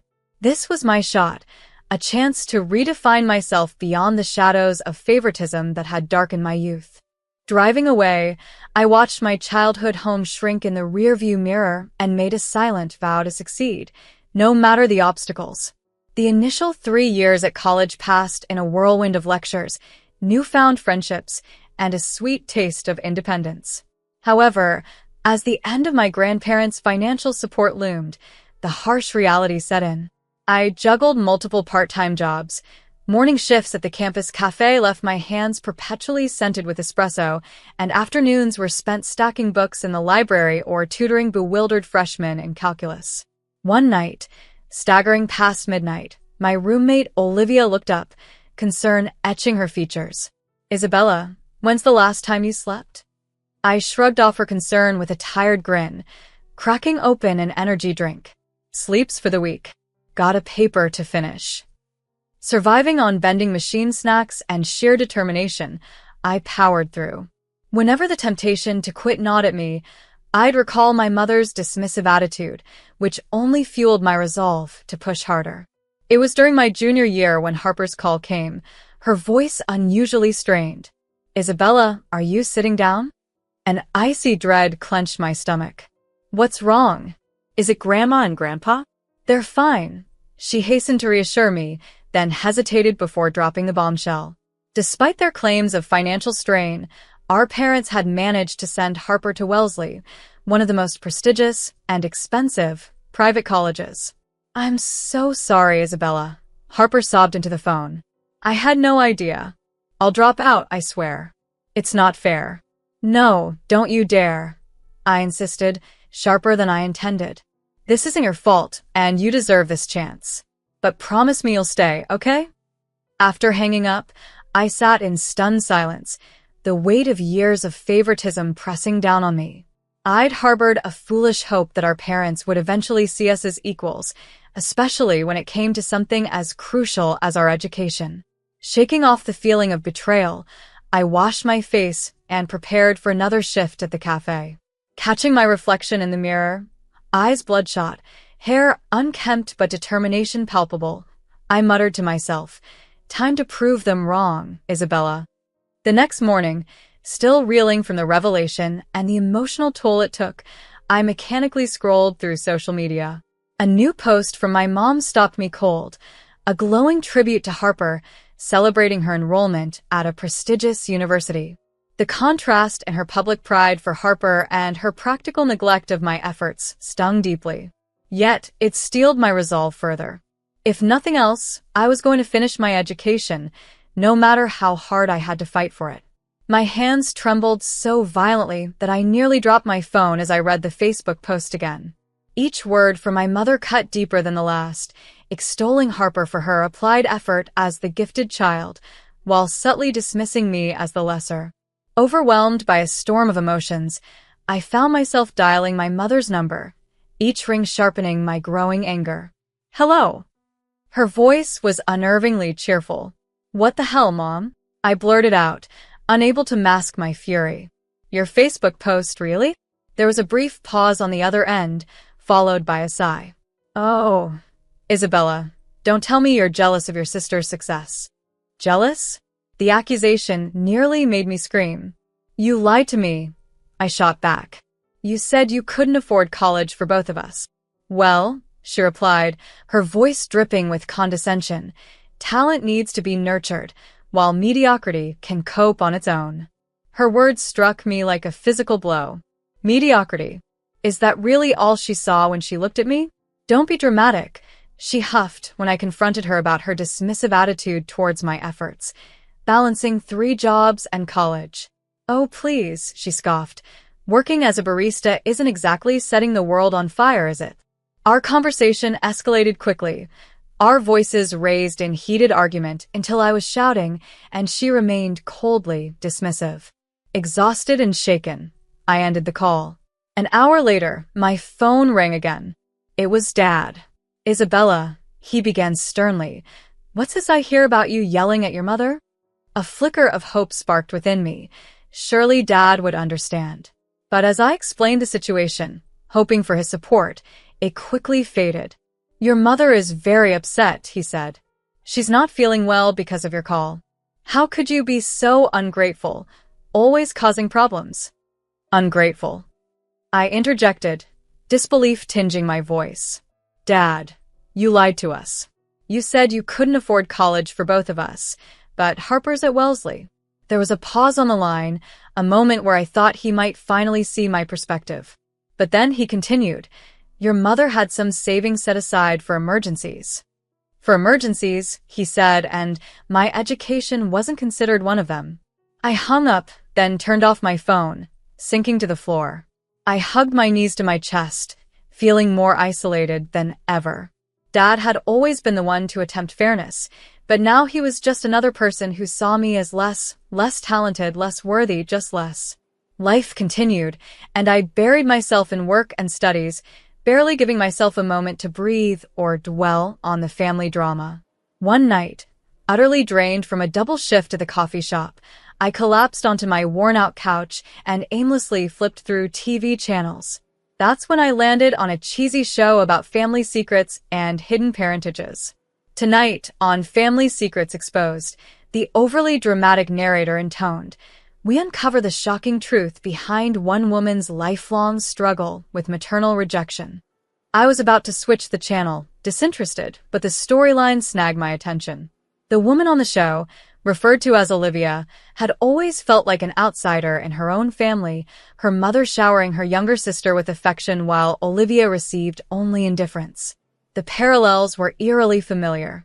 As the TV show unfolded, the main character, Olivia, learned she was adopted, which explains the favoritism and distance she experienced from her parents.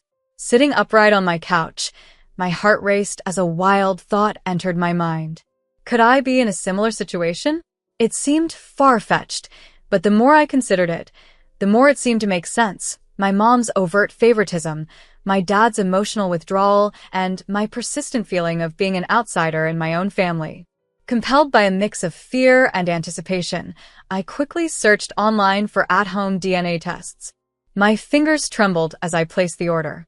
When the kit arrived, I faced a new challenge. I needed DNA samples from my parents, and I knew they wouldn't willingly participate. It was then I decided to involve Harper, the only person I felt I could trust with this sensitive task. You want me to do what? Harper gasped over the phone when I explained my plan. I know it sounds crazy, I admitted, but don't you want to know the truth? After a long pause, she agreed. Okay, I'm in.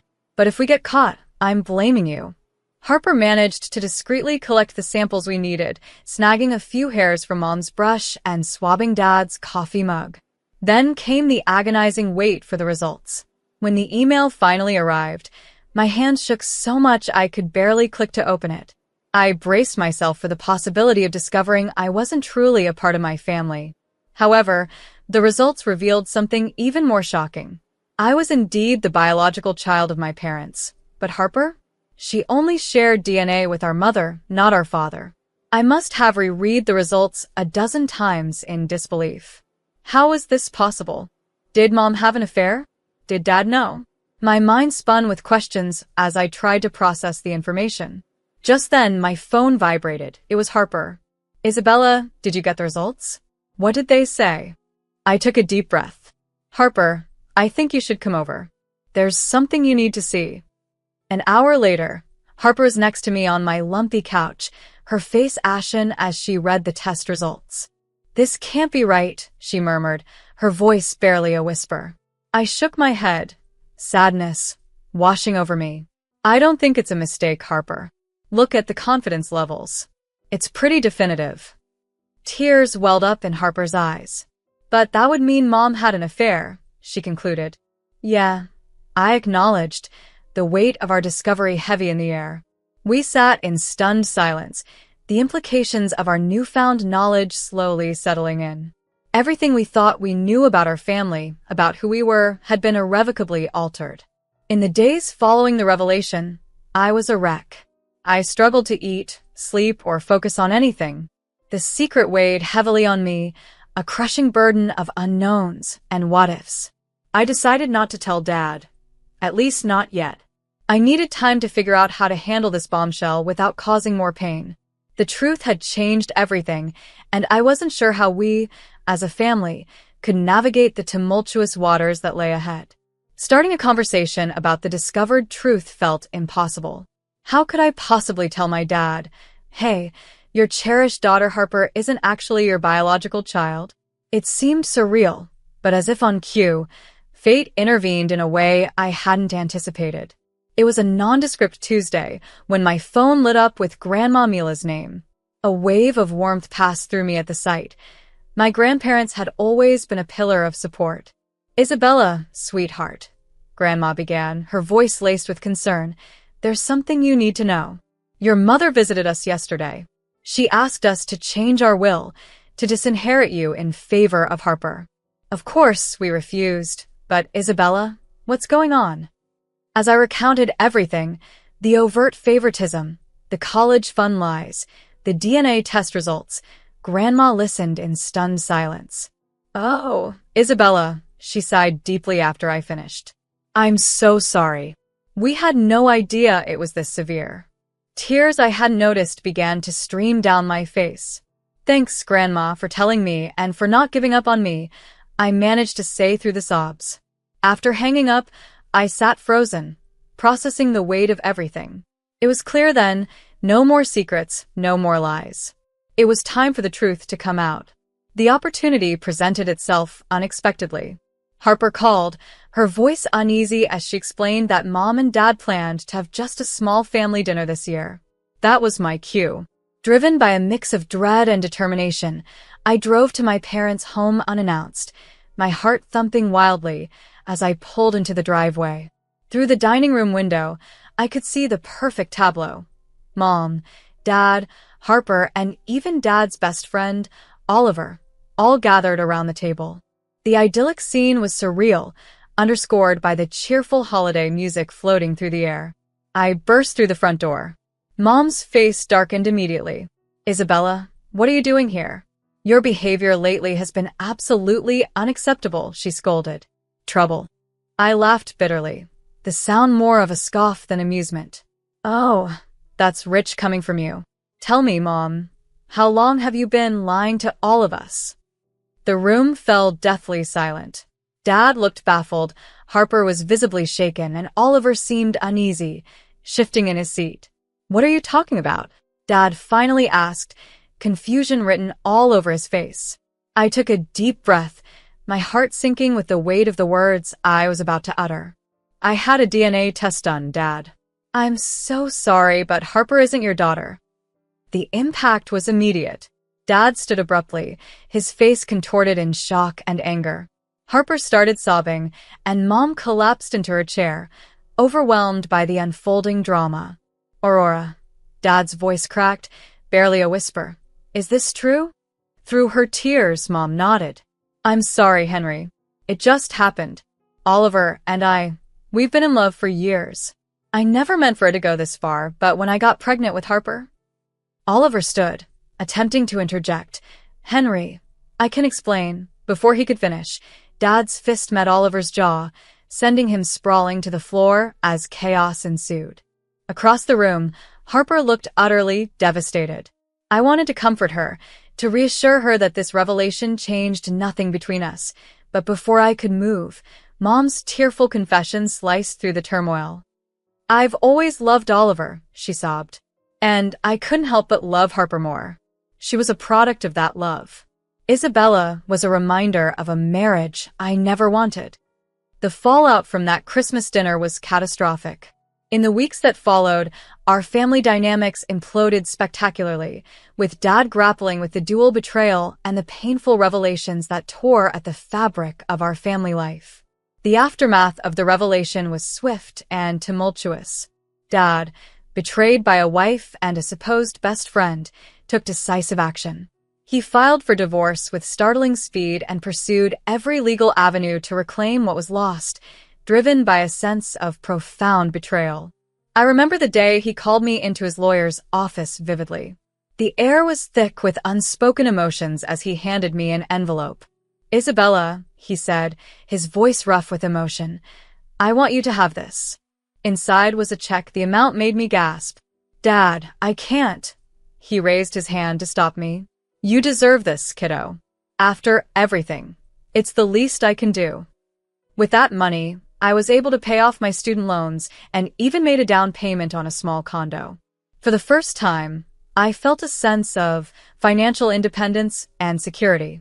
Harper, displaying remarkable resilience, made a tough decision herself. She withdrew from Wellesley, stating that she could no longer attend a school funded by deceit. "I'm going to do this on my own terms," she declared one day over coffee.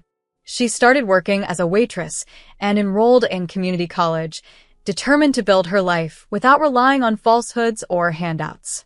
Watching her take these steps, I felt immense pride and admiration for her tenacity. As for Mom, the situation with her remained complicated. Dad, the grandparents, and I severed ties entirely.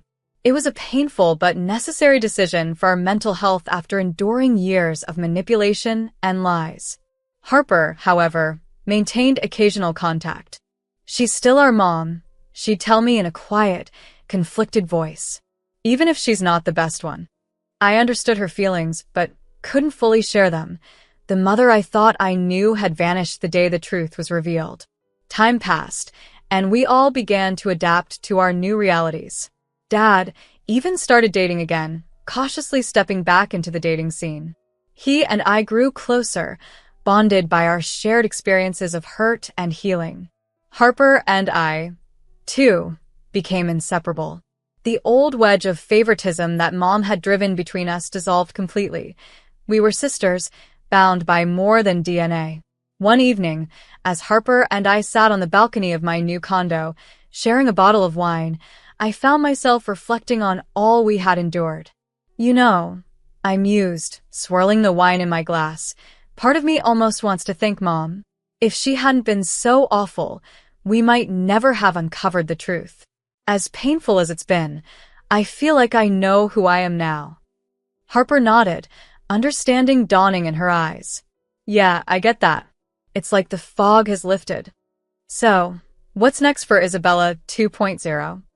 I laughed lightly, feeling the possibilities of the future unfurling before me. "God, I don't know. Finish my degree, I guess. Maybe travel a bit. The world's wide open." And it was. For the first time in my life, I felt truly free. The burdens of trying to earn Mom's love, competing with Harper, and never feeling good enough had all evaporated. Now it was just the open road ahead, and I was ready to see where it would lead.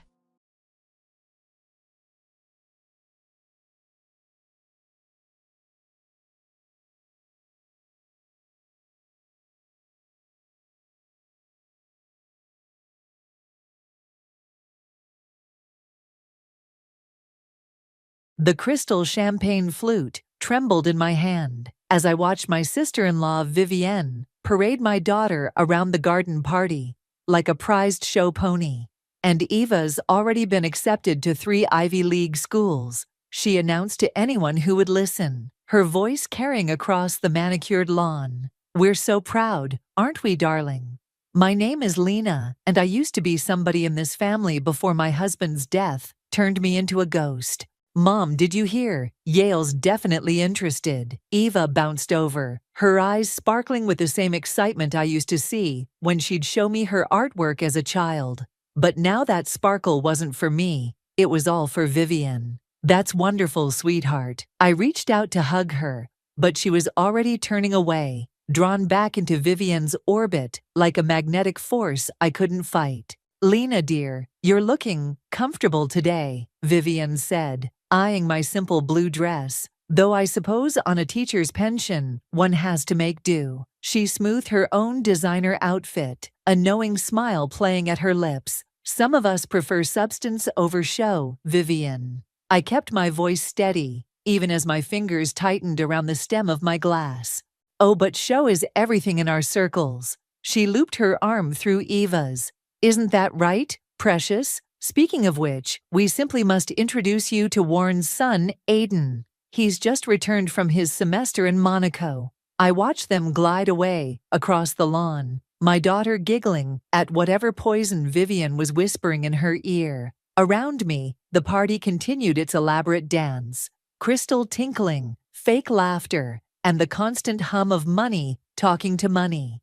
"You're looking murderous, hun." Rosalind, my best friend and fellow former teacher, appeared at my elbow with a fresh glass of champagne. Here, you need this more than I do. She's turning my own daughter against me, Roz.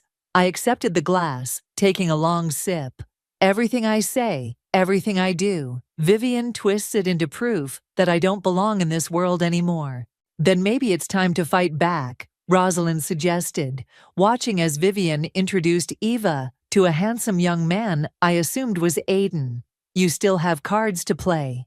More than she knows. I set down my glass, straightening my shoulders. Robert may have left me out of the business, but he didn't leave me powerless. Across the garden, I caught Vivian's eye. She was watching me, that same smug smile in place. As Eva laughed at something Aiden said, I raised my glass in a mock toast, and for just a moment, let my mask slip. Enjoy the high life for now, Vivian, I whispered, too softly for anyone but Rosalind to hear. Lena, Rosalind touched my arm. What are you planning? Before I could answer, Freddie, Vivian's husband, and my late husband's brother, approached us, looking uncomfortable in his tailored suit. Lena, could we have a word? I nodded, following him to a quieter corner of the garden. What is it, Freddie? Look, I know Vivian can be difficult. He ran a hand through his graying hair. But she means well. She just wants what's best for Eva.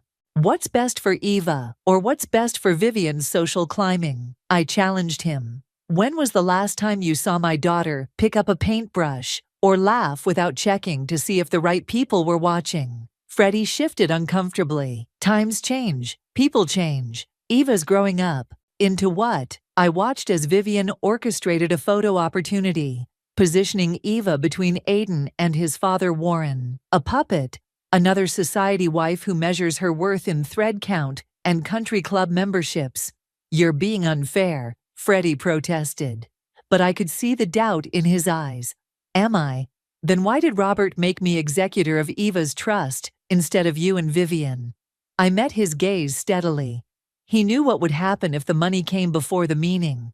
Freddie's face paled slightly. What are you saying? I'm saying enjoy the party, brother-in-law. I patted his arm and turned away, catching Vivian's suspicious glance in my direction. And tell your wife she might want to be a little nicer to the ghost in the family. Some of us have more substance than she thinks. As I walked away, I heard Eva's laughter floating across the garden. That practiced perfect sound that had replaced her real joy. But soon she would understand. Soon they all would. Because Robert hadn't just left me his money, he'd left me his wisdom. And the will I'd been quietly preparing would ensure our daughter learned the lesson Vivian never could. That true worth isn't measured in dollars and cents, but in the depth of your character and the strength of your convictions. I just hoped Eva would forgive me for what came next. Mom, look what I painted. Eva's voice echoed in my memory as I stood in her old art room, my fingers trailing over dusty canvases stacked against the wall. The space still smelled of acrylics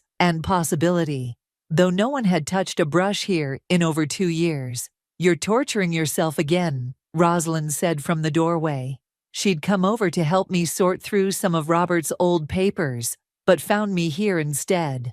Look at this one. I pulled out a canvas, a riot of colors, depicting our old family beach house. She painted this the summer before Robert died, before Vivian decided art wasn't sophisticated enough for a girl of Eva's standing. I remember when she won that youth art competition, Rosalind said, stepping into the room. Vivian actually showed up for that one. Yes, and spent the whole time telling everyone how Eva was just exploring her creative phase before focusing on more suitable pursuits. I set the painting down carefully. That was the beginning of the end. The doorbell rang, interrupting my brooding. Through the security camera feed on my phone, I saw Martina waiting on the front step, clutching her usual folder of community project documents. Come in, I called, meeting her in the foyer. Sorry about the mess, we're doing some organizing. No problem, Mrs. H. Martina's enthusiasm was infectious as always. I brought the final proposals for the youth center renovation. The kids have some amazing ideas. We spread the documents across the kitchen island, and I felt the familiar surge of purpose that came with our community work. This was what Robert and I had always planned, using our resources to make real change, not just throwing money at charity galas. "Mom?" Eva's voice startled us all. She stood in the kitchen doorway, looking polished and perfect in her designer outfit. "I thought we had lunch plans." My heart sank. "That was yesterday, sweetheart. You canceled, remember? Vivian had tickets to that fashion show." "Oh, right." She shifted uncomfortably, eyeing Martina and the papers. "What's all this?" "The youth center project," I explained, hoping to spark her interest. "Remember how you used to help with the art programs there?" "That was ages ago," Ava dismissed, but I caught her glancing at the drawings some of the kids had submitted. "Anyway, I came to get my pearl earrings. Aiden's taking me to dinner at LeBlanc." "They're in your old jewelry box," I said. "Ava, why don't you stay for a bit? Martina could use some input on the art room design." "I can't. Vivian's taking me shopping first. She says presentation is everything at LeBlanc." Ava turned to leave, then paused. "Oh, by the way, Aunt Vivian mentioned something about the trust fund. She said you're being difficult about releasing funds for my gap year travels." My blood ran cold. So that's what this surprise visit was really about. "Your trust fund isn't a blank check, Ava. Your father set specific conditions. Conditions that you're in charge of." She cut in, sounding exactly like Vivienne. "Aunt Vivienne says you're just bitter because you never fit into Dad's world." "Ava," Rosalind exclaimed, but I held up a hand to stop her. "Is that what you think?" I asked quietly. "That I'm bitter about not fitting into Dad's world? The world I shared with him for 20 years while building everything you take for granted." Eva had the grace to look uncomfortable.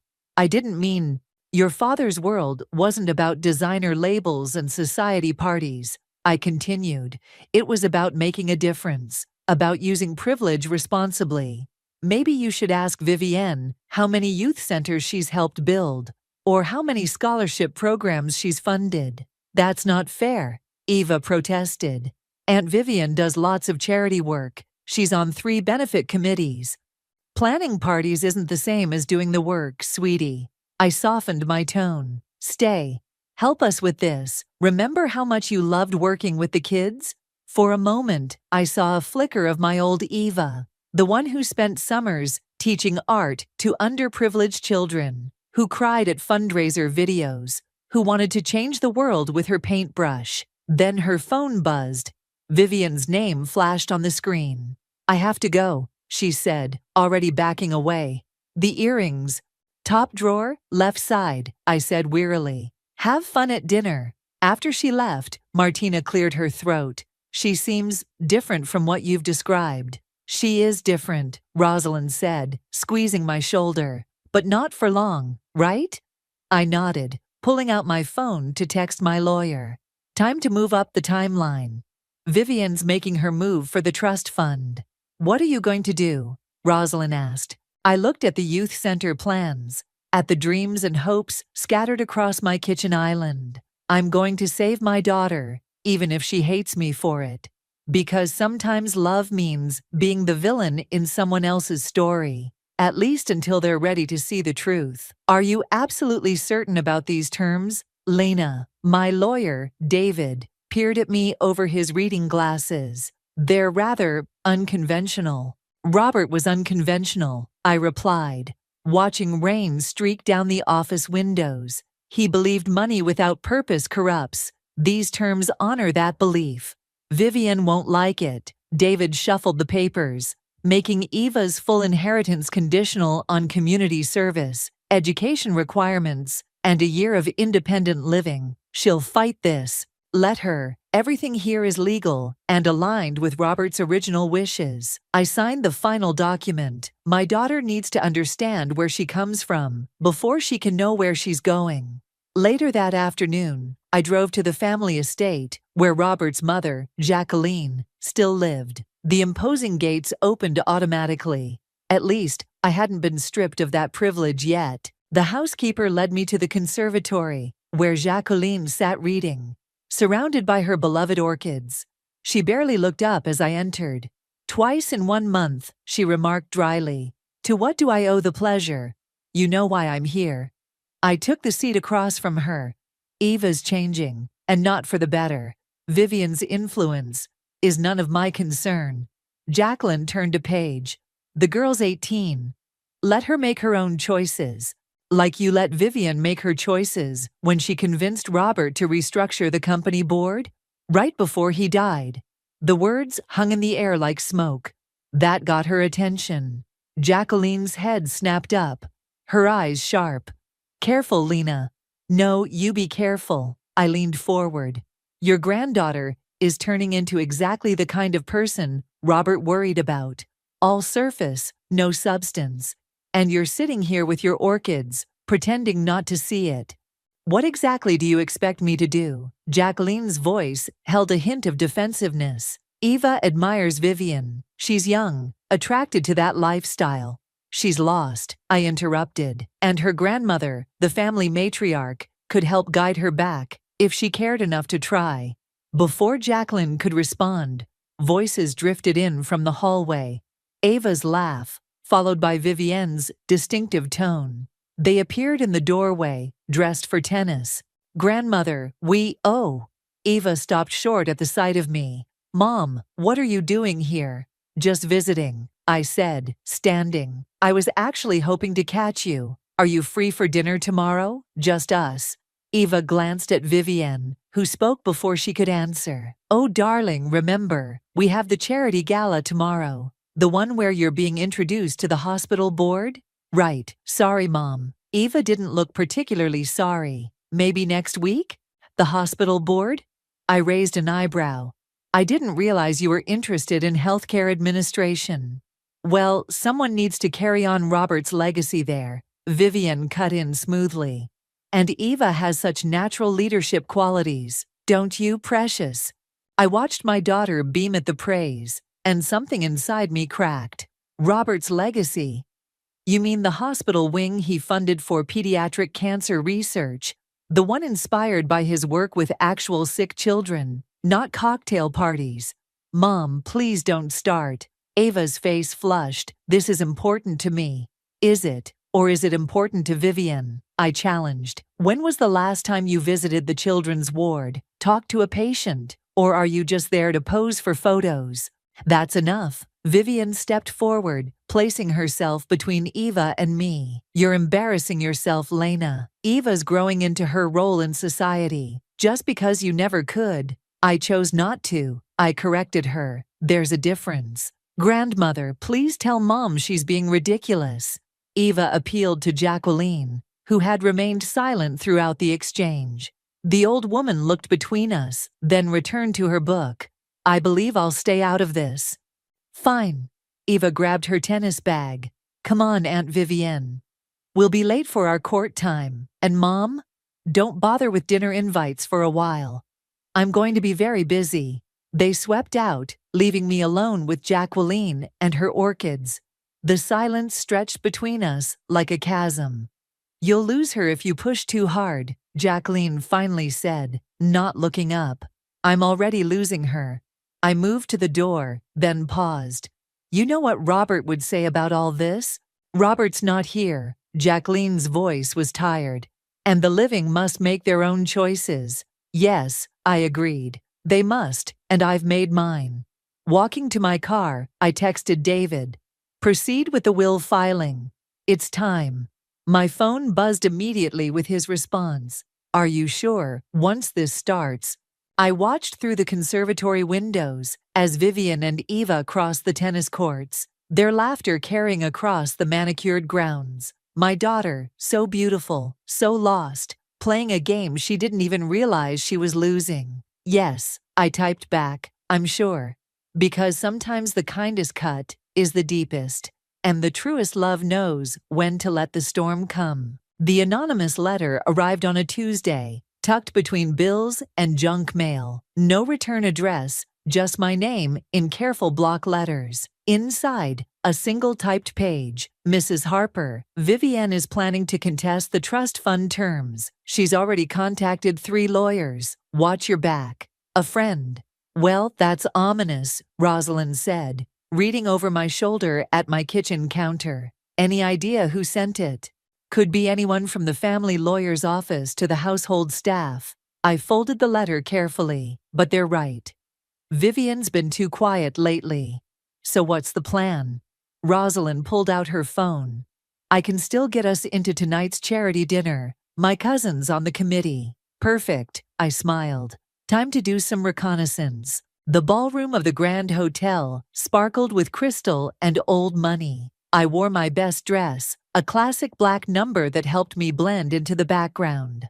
Rosalind and I separated, working the room from different angles. Did you hear about the trust fund drama? I overheard one society wife whisper to another. Vivian says Lena's gone power mad, trying to control Eva's future. Shocking, her friend replied. After everything Vivian's done for that girl, I gritted my teeth and moved on, catching snippets of similar conversations. Vivian had been busy, spinning her web of sympathy through the social circles. Mom? Eva's voice startled me. She stood with Aiden, both dressed impeccably. I didn't know you were coming tonight. Last-minute decision, I said lightly. You look beautiful, sweetheart. Thanks. She shifted uncomfortably. Aunt Vivienne mentioned something about the trust fund.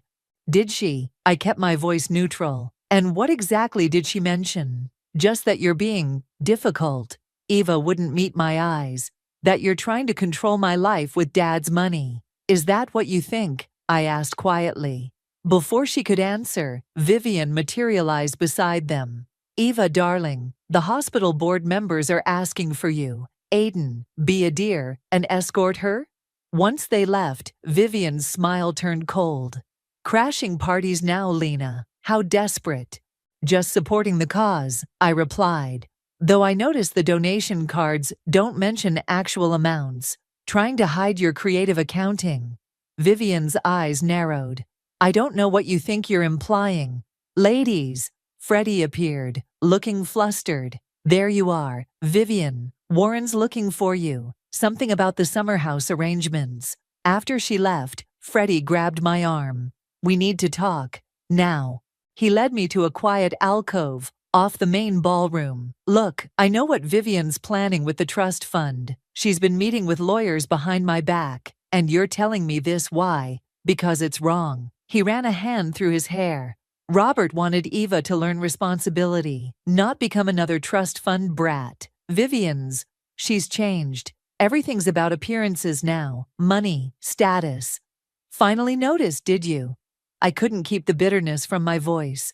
I should have stepped in sooner, he admitted. But you should know, she's planning something big. Tonight, she's going to... A commotion from the ballroom cut him off. We hurried back to find Vivienne at the podium, Eva beside her. And so, Vivienne was saying into the microphone, we're thrilled to announce that Eva will be taking over as chair of the hospital's youth outreach program, following in her father's footsteps, but with her own modern vision. The crowd applauded. Eva beamed. I felt sick. Of course, Vivienne continued, her eyes finding me in the crowd. Some people think the old ways are best. That money should come with strings attached. But we believe in empowering our next generation to forge their own paths. More applause. More knowing looks in my direction. That manipulative witch, Rosalind whispered, appearing beside me. She's using your own cause against you. She's also embezzling from the hospital foundation, Freddie said quietly. I found the proof last week. That's what I was trying to tell you. I watched Eva on stage, glowing under the attention, under Vivian's false praise. My daughter, being used as a pawn in a game she didn't even understand. Freddie, I said carefully, how would you like to help me save your niece? What do you need? Those embezzlement records, for starters. I met his eyes. And your testimony about Vivian's plans for the trust fund. He hesitated only briefly. Done. But Lena, make it count, make it hurt. Oh, it will. I watched Vivian pose for photos with Eva, both of them radiant with false victory. By the time I'm done, she'll wish she'd never heard the name Harper. Because sometimes the best revenge isn't served cold. It's served with receipts, witnesses, and perfect timing. And my timing was about to become very perfect indeed. Your mother's not answering her phone. Vivian's irritated voice echoed through the youth center hallway. I froze, then quickly ducked into the art supply room. Eva wasn't supposed to be here today. She's probably busy, Eva replied. Their footsteps getting closer. I don't know why we need to check on the youth center anyway. The board handles everything. Because, darling, we need to document all of Lena's activities for the lawyers. I held my breath as they passed the supply room. Through the crack in the door, I could see Eva's uncertain expression. Martina, Vivian called out. Is anyone here? Hi. Martina emerged from her office, clipboard in hand. Can I help you? Eva is here to inspect the facility, Vivian announced. As the new youth outreach chair, she needs to understand the operation. Martina's eyes flickered to the supply room. She knew I was here, preparing for tomorrow's art therapy session. Of course, though you just missed the most inspiring part of our day. The kids finished their mural project. How quaint. Vivian's voice dripped condescension. Ava, darling, make some notes. We'll need to modernize all this. Perhaps a digital arts program instead. Actually, Martina said, this program was designed by Eva herself 3 years ago. Remember, Eva, you taught that first summer workshop. The silence that followed felt heavy with memory. Yeah, Eva said softly. We painted butterflies with the cancer patients. They still talk about that, Martina continued. In fact, Sarah, you remember Sarah? She's in remission now, and she's teaching her own art classes here. Sarah made it. Ava's voice cracked slightly. She was so sick. Oh, please, Vivian interrupted. That's all very touching. But we're here to evaluate, not reminisce. Now, about the budget. A child's laughter interrupted her, followed by the sound of running feet. A small girl in a bright yellow dress burst into the hallway, clutching a painting. Miss Martina, look what Oh, the girl stopped short at the sight of strangers. Hello, Lucy, Martina smiled. Show us what you made. Lucy held up her painting proudly. It was a butterfly painted in brilliant blues and purples. I did it just like in the pictures, Lucy announced. The ones from Miss Eva's class. Miss Martina said you used to teach here, she added, looking at Eva with wide eyes. I watched through the crack as my daughter knelt down to Lucy's level. Something soft and real, breaking through her polished exterior. That's beautiful, Eva said. You know, butterflies were my favorite thing to paint too. Really? Will you show me how to do the sparkly wings? Miss Martina tried, but she said you were better at it. Ava, Vivian cut in sharply. We have that lunch appointment. Ava looked torn, glancing between Lucy's hopeful face and Vivian's stern one. The budget reports, Vivian pressed. The lawyers are waiting. Eva stood slowly, her shoulders stiffening. Sorry, Lucy, maybe another time, but you promised to teach art classes again, Lucy protested. It's on the wall. She pointed to a framed newspaper article I knew well. Ava's smiling face, surrounded by young cancer patients, promising to return every summer to teach art. Things change, sweetie, Vivian said smoothly. Ava has more important responsibilities now. Come along, darling. They turned to leave, but Lucy called out one last time. Your mom still teaches us, you know. She says art helps heal our hearts. Eva stopped dead. My mom. She teaches here. Every Tuesday and Thursday, Martina confirmed. She took over your classes after you stopped coming. I didn't. Eva turned to Vivienne. You told me the program was shut down, that they didn't want art classes anymore. I was protecting you, Vivienne said quickly. These people, this place, it's all beneath you now. You have real opportunities. Real opportunities. Martina's voice was quiet but firm. Like what? Planning parties while your mother actually helps kids heal? You know, Eva, she still hangs every butterfly painting in the cancer ward, just like you used to. I could see the conflict on Eva's face, the crack in her carefully constructed world. But before she could respond, Vivian grabbed her arm.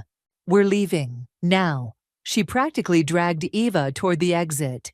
and we'll be discussing the future of this facility's funding very soon. After they left, I finally emerged from the supply room. Lucy looked up at me with worried eyes. "Did I say something wrong, Miss Lena?" I knelt and hugged her tight. "No, sweetheart, you said everything exactly right." Martina touched my shoulder. She remembered Lena. "Did you see her face when Lucy showed the butterfly?" I nodded, hope blooming in my chest like one of Lucy's painted wings, because for just a moment I'd seen my real daughter again, the one who believed in healing hearts through art, not social climbing through charity galas. The crack was there. Now I just had to make it wide enough for the truth to shine through. "Sign here, Eva." Warren pushed the legal document across his mahogany desk. "It's a simple petition to remove your mother as trustee." I watched through the glass wall of the conference room, my heart pounding. After Freddie's tip, I'd arrived at Warren's law office just in time. "I don't know." Eva hesitated, pen hovering above the paper. "Shouldn't we wait until after the will reading tomorrow?" "Absolutely not," Vivian snapped. "Your mother's planning something. We need to act now." I chose that moment to walk in. "You're right about one thing, Vivian. I am planning something." "This is a private meeting," Warren said, smoothly, trying to slide the papers into a folder. "Nothing about my daughter's future is private to me." I placed my own folder on the desk. "Ava, before you sign anything, there's something you need to see." "Don't," Vivian warned. "She's trying to manipulate you, like you've been manipulating her." I pulled out a document. "Ava, do you know what your father's original vision was for your trust?" Eva glanced at Vivian, then back at me. "He wanted me to have security. He wanted you to have purpose," I corrected, "which is why he left this letter." I handed Eva an envelope, sealed with Robert's personal stamp. Her hands trembled as she opened it. "My dearest Ava," she read aloud, "if you're reading this, you're about to make a choice that will define your future. Money can be a bridge to dreams or a barrier to growth. That's why I've arranged something special for you. A chance to see the world as I did when I was young." She looked up, confused. "What does he mean?" "Your father spent a year working with humanitarian projects before starting his business," I explained. "It shaped everything he became. He arranged the same opportunity for you." "What?" Vivian snatched the letter. "This is ridiculous. Eva has commitments here, the hospital board, her social obligations." "A year of real work," I continued, ignoring Vivian. "With real people. Teaching art, therapy, in underprivileged communities, just like you used to dream about." "Stop this," Warren interrupted. "Ava, sign the petition. We can contest this manipulation." But Eva was staring at another photo that had fallen from the envelope. Her father in worn jeans and a t-shirt, surrounded by smiling children, paintbrushes in hand. "Dad did this," she whispered. "It's where he learned what truly mattered," I said softly. "Where he decided to use his wealth for something bigger than status." "Don't listen to her," Vivian pleaded. "Think about Aiden, your future, everything we've planned." "You mean everything you've planned?" Eva's voice had an edge I hadn't heard in years. "Did you know about Dad's work? About any of this?" Vivian's silence was answer enough. "The choice is yours," I said. "Sign Warren's petition, take control of the trust, live the life Vivian's designed for you, or honor your father's wishes, travel, teach, create, make your own mark on the world." "She's 18, Warren protested. "She can't possibly." "I'll do it," Eva interrupted. We all stared at her. "Dad's project. I want to do it." "Eva, no." Vivian grabbed her arm. "Think about what you're giving up." "I'm thinking about Lucy," Eva said quietly. "And Sarah. And all the kids I abandoned because you told me I was meant for better things. What's better than helping people heal through art?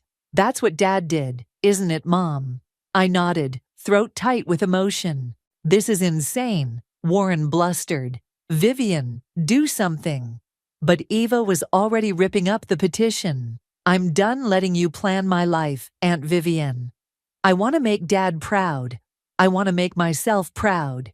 You'll regret this, Vivian hissed. When you're stuck in some third world dump while your friends enjoy luxury. The only thing I regret, Ava cut her off, is letting you convince me that luxury matters more than legacy. She turned to me, and for the first time in years, I saw my daughter. Really saw her. When do we start? The will reading is tomorrow, I said. Everything will be explained then. Are you sure about this? Eva picked up her father's photo again, tracing his smile with her finger. Yes, I think I finally understand what he was trying to teach me, what you've been trying to teach me. This isn't over, Vivian snapped, gathering her designer bag. Warren, we'll contest everything. The will, the trust, all of it. Good luck, I smiled. Robert's wishes are quite clear, and now, so are Eva's. After they stormed out, Eva turned to me, tears in her eyes. Mom, I'm so sorry for everything. Don't be sorry. I hugged her close. Be ready. Tomorrow changes everything. Because sometimes the best revenge isn't about destroying your enemies. It's about rebuilding what they tried to tear down, one brush stroke at a time. The family lawyer's office felt too small for the tension it contained. Vivian sat with her legal team, shooting daggers at me across the conference table. Eva sat between us, back straight, hands folded. Freddie, Jacqueline, and various other family members lined the walls. David cleared his throat. Before we begin the formal reading, there's evidence of financial misconduct that must be addressed. Objection, Warren started, but David held up a hand. This isn't a courtroom, Warren. And you might want to hear this before you speak. He slid a folder across the table. Bank records showing systematic embezzlement from the hospital foundation. Care to explain? Vivian. The color drained from her face. This is absurd. I demand.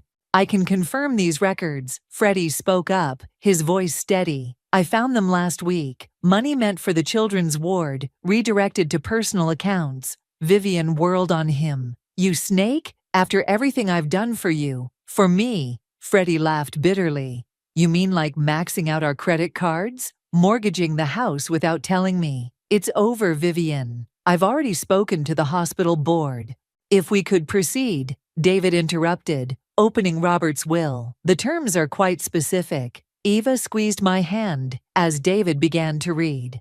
The room grew quieter with each revelation. The bulk of the estate is to be held in trust, managed by Lena, with the following conditions for Eva's inheritance. 1 year of humanitarian work through the Robert Harper Foundation, followed by completion of a degree in either social work, education, or arts therapy. This is ridiculous, Vivian burst out.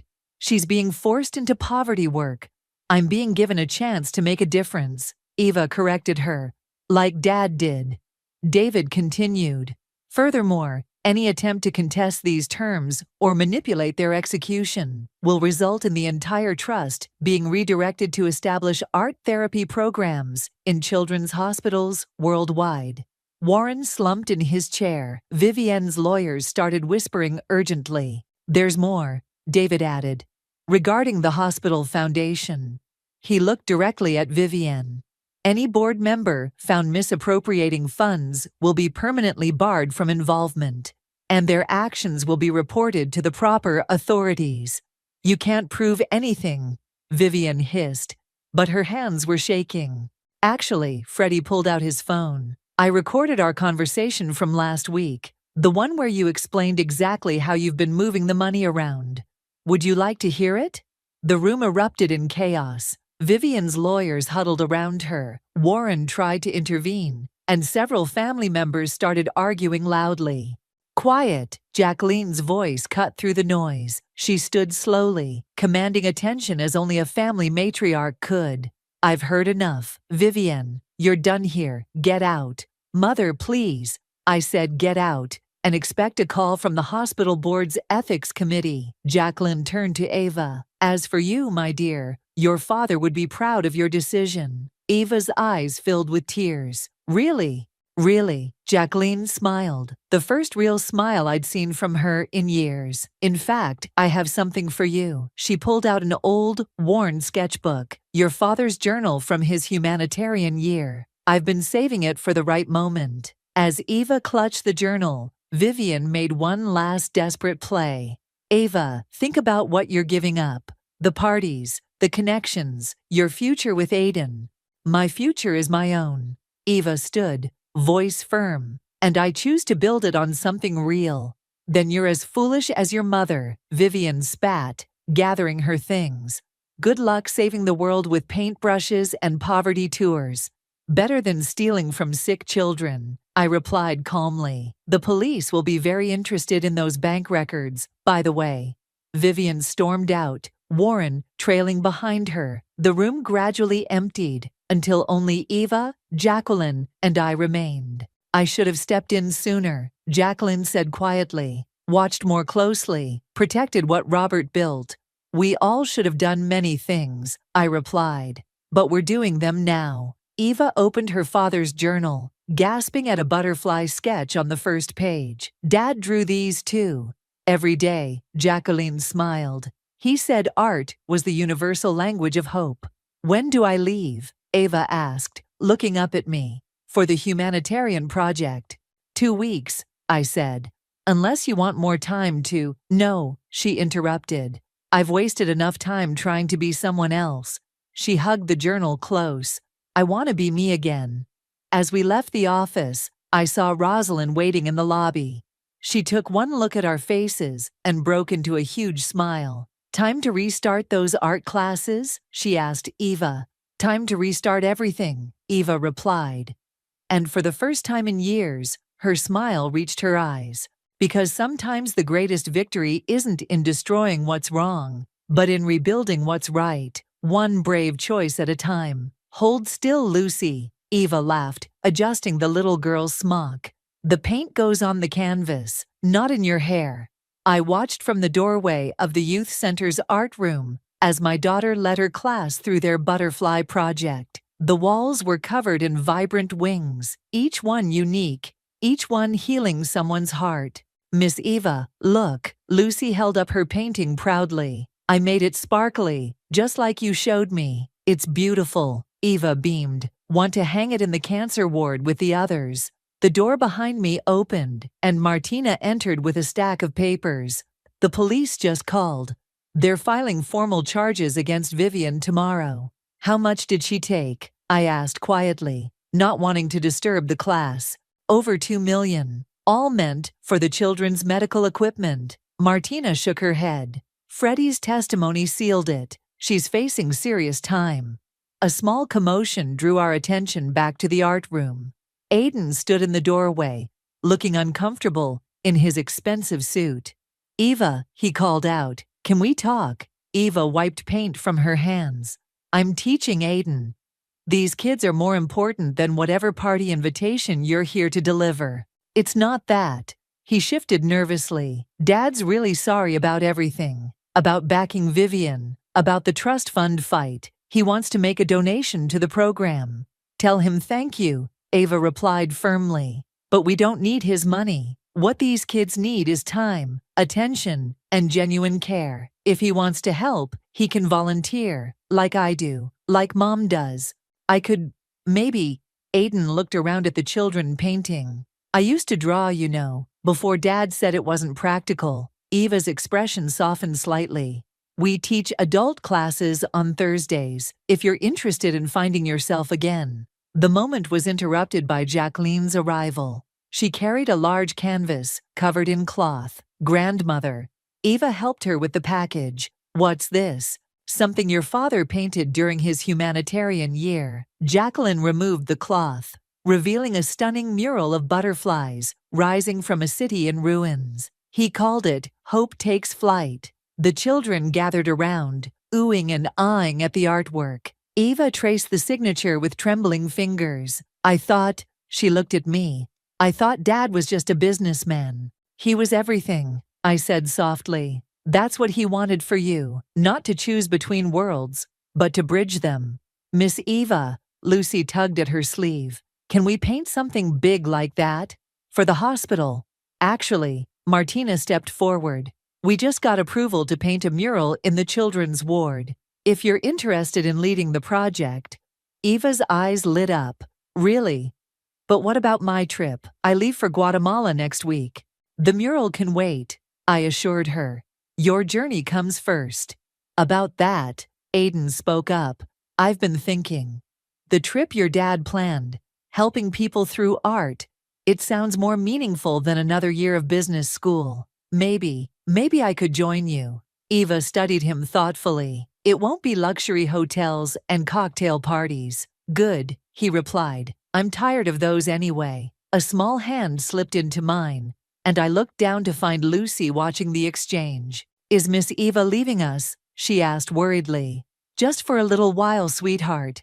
I knelt beside her. She's going to help other children, like her dad did. But she'll come back with new stories, new techniques, and an even bigger heart. Promise. Lucy looked at Eva. Eva joined us, paint-stained and glowing with purpose. I promise. And when I come back, we'll paint the biggest, brightest butterflies this hospital has ever seen. Speaking of butterflies, Jacqueline pulled out an envelope. I found these in Robert's things, photos from his first art therapy class in Guatemala. As Eva and the children crowded around to see, I stepped back and watched my daughter, my real daughter, shine in the life she was meant to live. Rosalind appeared beside me. You did it, Lena. You got her back. No, I corrected her, watching Eva show Lucy how to hold a brush like her father did in the photos. She found herself. Sometimes love means stepping back and trusting the path, even when others try to block it. Miss Lena, Lucy called out, come paint with us. Miss Eva says we're all going to make butterflies for Miss Vivian in jail, to help her heart heal too. I laughed, catching Eva's eye. My daughter smiled, not the polished society smile Vivienne had taught her, but her real radiant, paint-smudged smile. Coming, I grabbed a smock, because sometimes the best revenge isn't about punishment at all. It's about creating something beautiful from the ashes of what others tried to destroy. And as I joined my daughter at the easel, surrounded by children's laughter and butterflies taking flight, I knew Robert was watching, smiling, proud of the masterpiece our daughter had become. The crystal chandelier cast shadows across Adele's perfect face as she looked down at me, her champagne glass tilted at that precise angle she'd perfected over years of charity galas. "Oh, sweetie," she said, loud enough for nearby relatives to hear. "It's so brave of you to keep pursuing your little art projects. I'm Avery, and I've spent 28 years being the other Powell sister. The one who didn't marry into old money. The one who paints murals in homeless shelters instead of hosting wine tastings. The one who apparently needed to be reminded of her place at every family gathering. My latest project was actually featured in the city's art walk," I said, forcing a smile. "Over 10,000 people saw it last weekend." Adele's perfectly manicured hand touched my shoulder. "That's nice, dear. Though I suppose any exposure is good exposure when you're starting out. Speaking of which, Patrick and I would love to help you with rent again this month." "I haven't needed your help in 2 years," I cut in, my cheeks burning. The grand ballroom of the Powell family estate suddenly felt suffocating. "My commissions more than cover my expenses." "Really?" Adele's eyebrows arched. "But Cadence mentioned seeing you at that discount grocery store." I spotted Cadence across the room, my best friend looking apologetic as she mouthed, "I'm sorry." She'd bumped into Adele at some society function last week, and clearly my sister had been fishing for information. "I shop there because they partner with local food banks," I said. "You know, the ones where I volunteer?" "Oh, darling, you're such a charity case." Adele laughed, that tinkling sound that always reminded me of breaking glass. Always trying to prove something. When will you accept that some of us are simply meant for greater things? The champagne in my glass trembled. 28 years of being diminished, dismissed, treated like some kind of cautionary tale. I watched Adele smoothing her $1,000 dress, and something inside me snapped. "You really think my life is so beneath you?" I asked quietly. "Well," Adele gestured vaguely at my thrift store cocktail dress, then switched with me. "I'm sorry, what?" "One day. You live my life, I'll live yours. Since mine is so simple and yours is so grand, it should be easy for you, right? Adele's perfect smile faltered. Don't be ridiculous. What's ridiculous about it? Afraid you can't handle a day of honest work? I stepped closer, lowering my voice. Or maybe you're worried I'll do better in your world than you would in mine. Is everything all right here? Patrick appeared beside us, his hand settling on Adele's waist. Your wife just called me a charity case, I said brightly. So I suggested we swap lives for a day, so she can see how the other half lives. Patrick's eyebrows shot up. That's different. It's absurd, Adele snapped. Is it? I pressed. One day. You handle my shelter mural project. I'll take your lunch meeting with the hospital board. Unless you're scared. I saw it then, that flicker of pride that had always been Adele's weakness. The same pride that had driven her to outshine me at every turn since childhood. Fine, she said suddenly. Tomorrow. We'll swap schedules, duties, everything. And when I excel at your little painting project, maybe you'll finally admit that some people are just naturally superior at everything they do. Perfect. I pulled out my phone. I'll text you the shelter's address. Be there at 7 a.m. Wear clothes you don't mind getting paint on. I turned to Patrick. And I assume you'll make sure she follows through? He nodded, looking more amused than concerned. I'll even drive her there myself. This is insane, Adele muttered, but I could see her mind already working, probably imagining how she'd prove herself better at my life than me. One more thing, I added. No backing out, no shortcuts. We both fully commit to living each other's lives for the entire day. Deal? Adele's eyes narrowed. Deal. As I walked away, Cadence fell into step beside me. Holy shit, she whispered. Are you really going through with this? I watched Adele across the room, already bragging to our cousins about how she'd show me up tomorrow. Yes, I said, a plan forming in my mind. It's time my sister learned what it really means to walk in someone else's shoes. And what about you? Are you ready to step into her world? I finished my champagne in one gulp. I've spent my whole life being told I'm not good enough for that world. Tomorrow, we'll see if that's true. The chandelier lights flickered overhead, casting new shadows across the ballroom floor. For the first time in years, I felt something other than resignation when looking at my sister. Tomorrow would change everything. I just didn't know yet how much. You can't seriously expect me to wear this, Adele said, holding up my paint-splattered overalls like they might bite her. We stood in my small apartment's living room at 6:30 a.m., Cadence watching from my worn leather couch with poorly concealed amusement. Those are my work clothes, I said, already dressed in one of Adele's designer suits that she'd brought over. The shelter kids helped paint them last month. They're practically a badge of honor. They're practically a health hazard. But Adele disappeared into my bathroom to change, her heels clicking on the hardwood floors. Cadence leaned forward. Are you sure about this? She could really mess things up at the shelter. That's exactly what I'm counting on, I whispered back. Sometimes you have to hit rock bottom before you can see the light. Adele emerged, tugging at the overalls. This is degrading. Here's your schedule, I said, handing her a notebook. The shelter expects you at 7 a.m. sharp.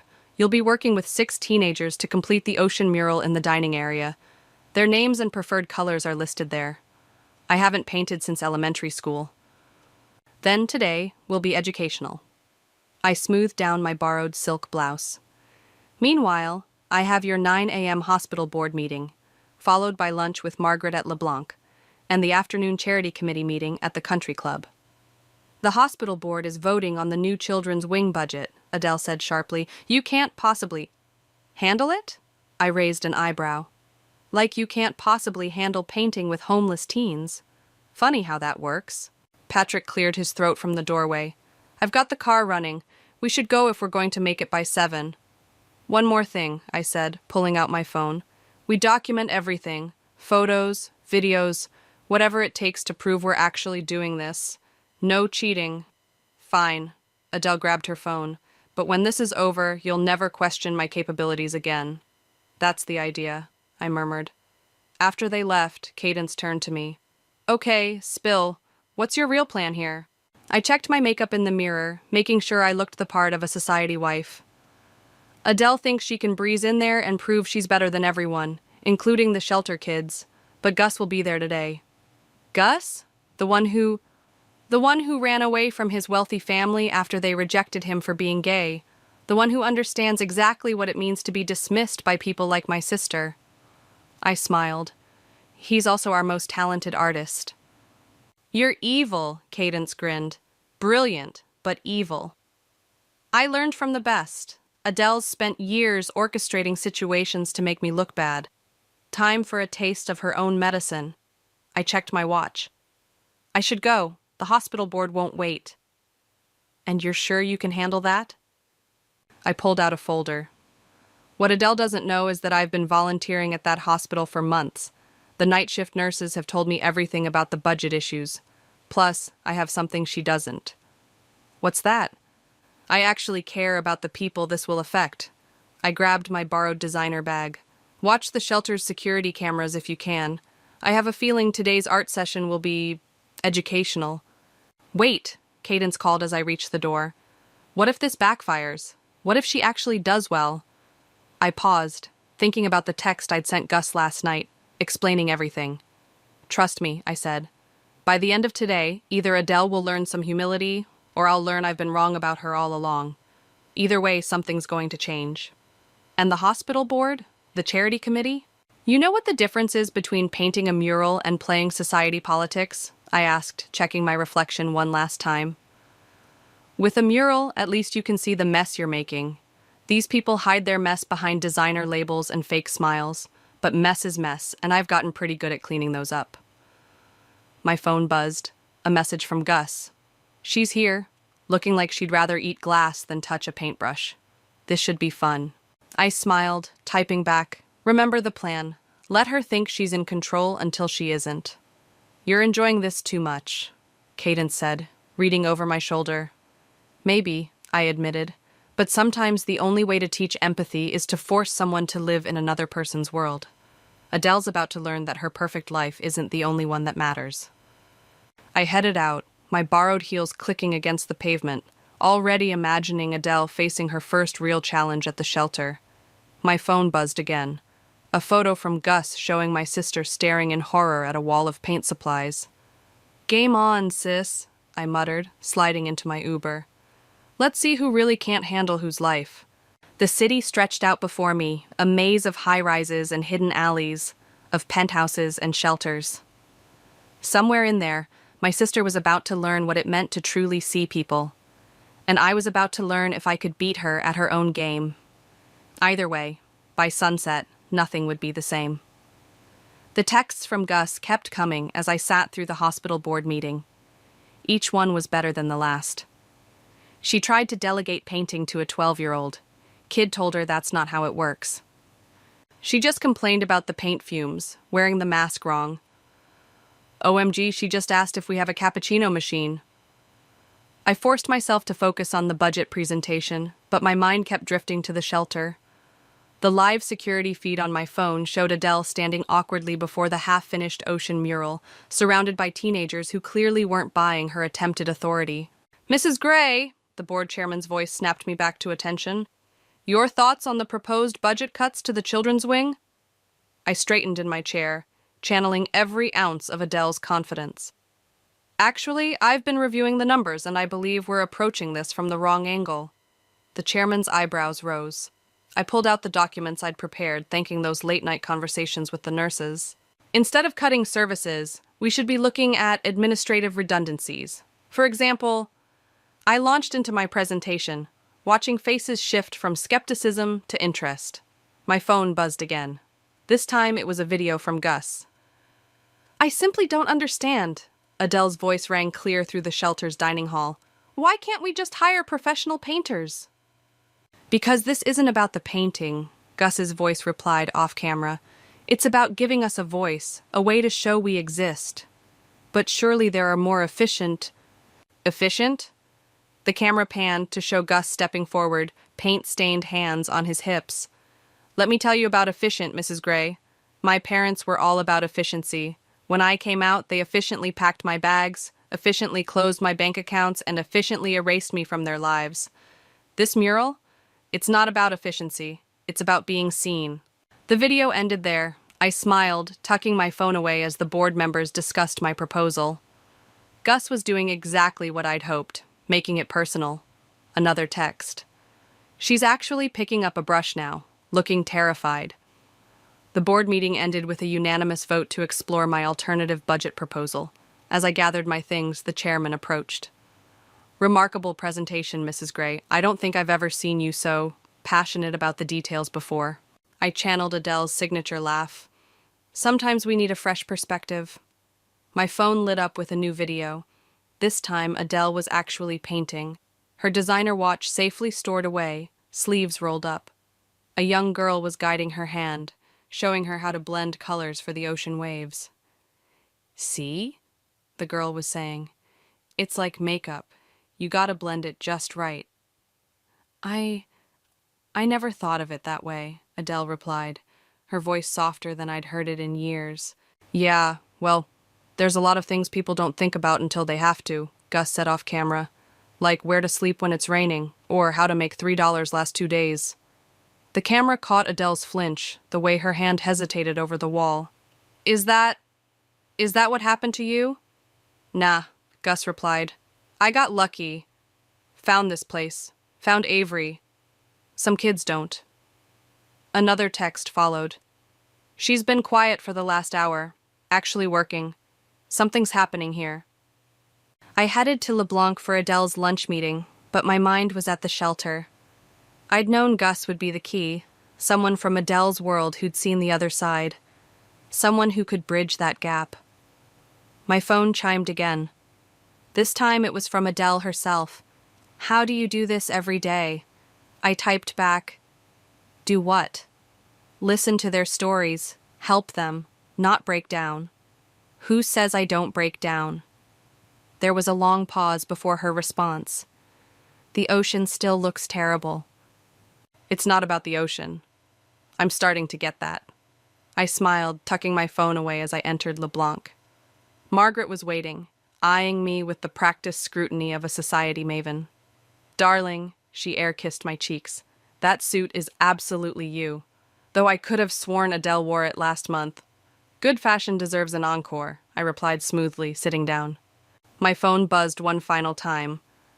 The photo showed Adele sitting cross-legged on the floor with the teenagers, her perfect hair messy with paint, actually laughing at something Gus had said. "Everything all right?" Margaret asked, noting my expression.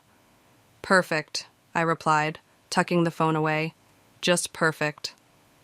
The maître d' approached with menus, and I straightened my shoulders. I had my own performance to maintain, my own lessons to teach.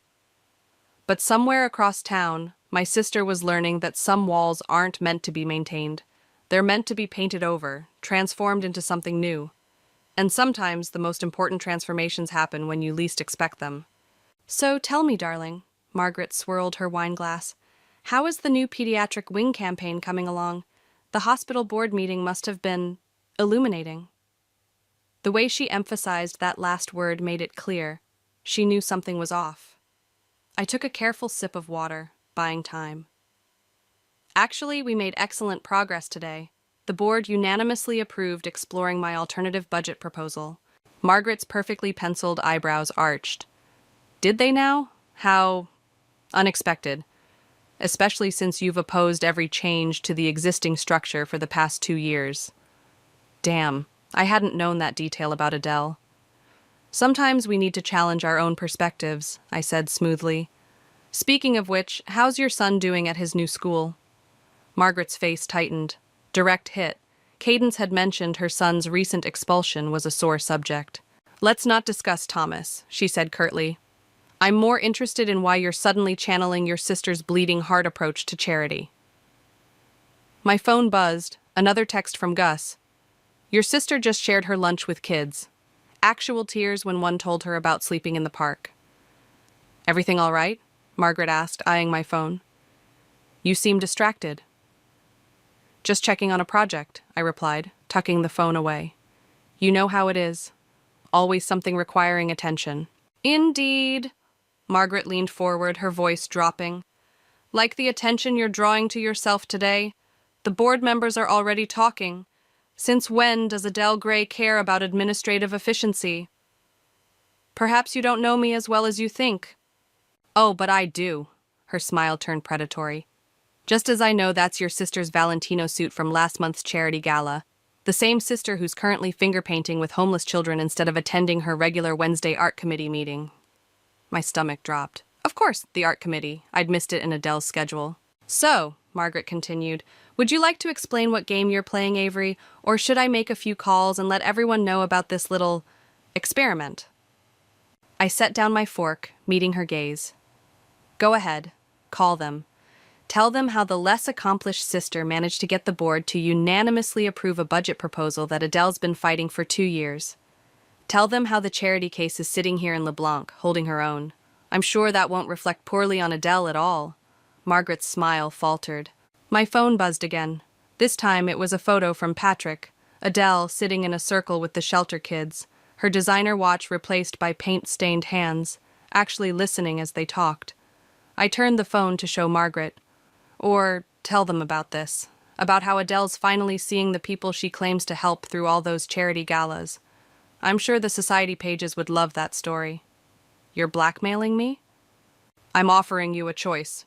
You can expose us and watch both your friend's reputation and your own social standing take a hit. Or, I paused, channeling every ounce of Adele's confidence. You can help me make this mean something. Make what mean something? Change. Real change. Not just writing checks at galas, but actually seeing the people we claim to help. Like your son. Wouldn't it be nice if someone had really seen him, understood him, before things got so bad? Margaret's hand trembled slightly as she reached for her wine. You're not at all what I expected, she said finally. Neither are the kids at the shelter. Neither is Adele, apparently. I showed her another incoming photo, my sister helping a teenage girl mix colors, both of them laughing. What do you want from me? Support. When this day is over, things are going to change. I need someone in Adele's circle who understands why. Margaret studied me for a long moment, then nodded slowly. You know, I always wondered why Adele spoke about you with such defensiveness. Now I understand. You're what she could have been, if she hadn't been so afraid of disappointing everyone. She's learning, I said, as another text came in.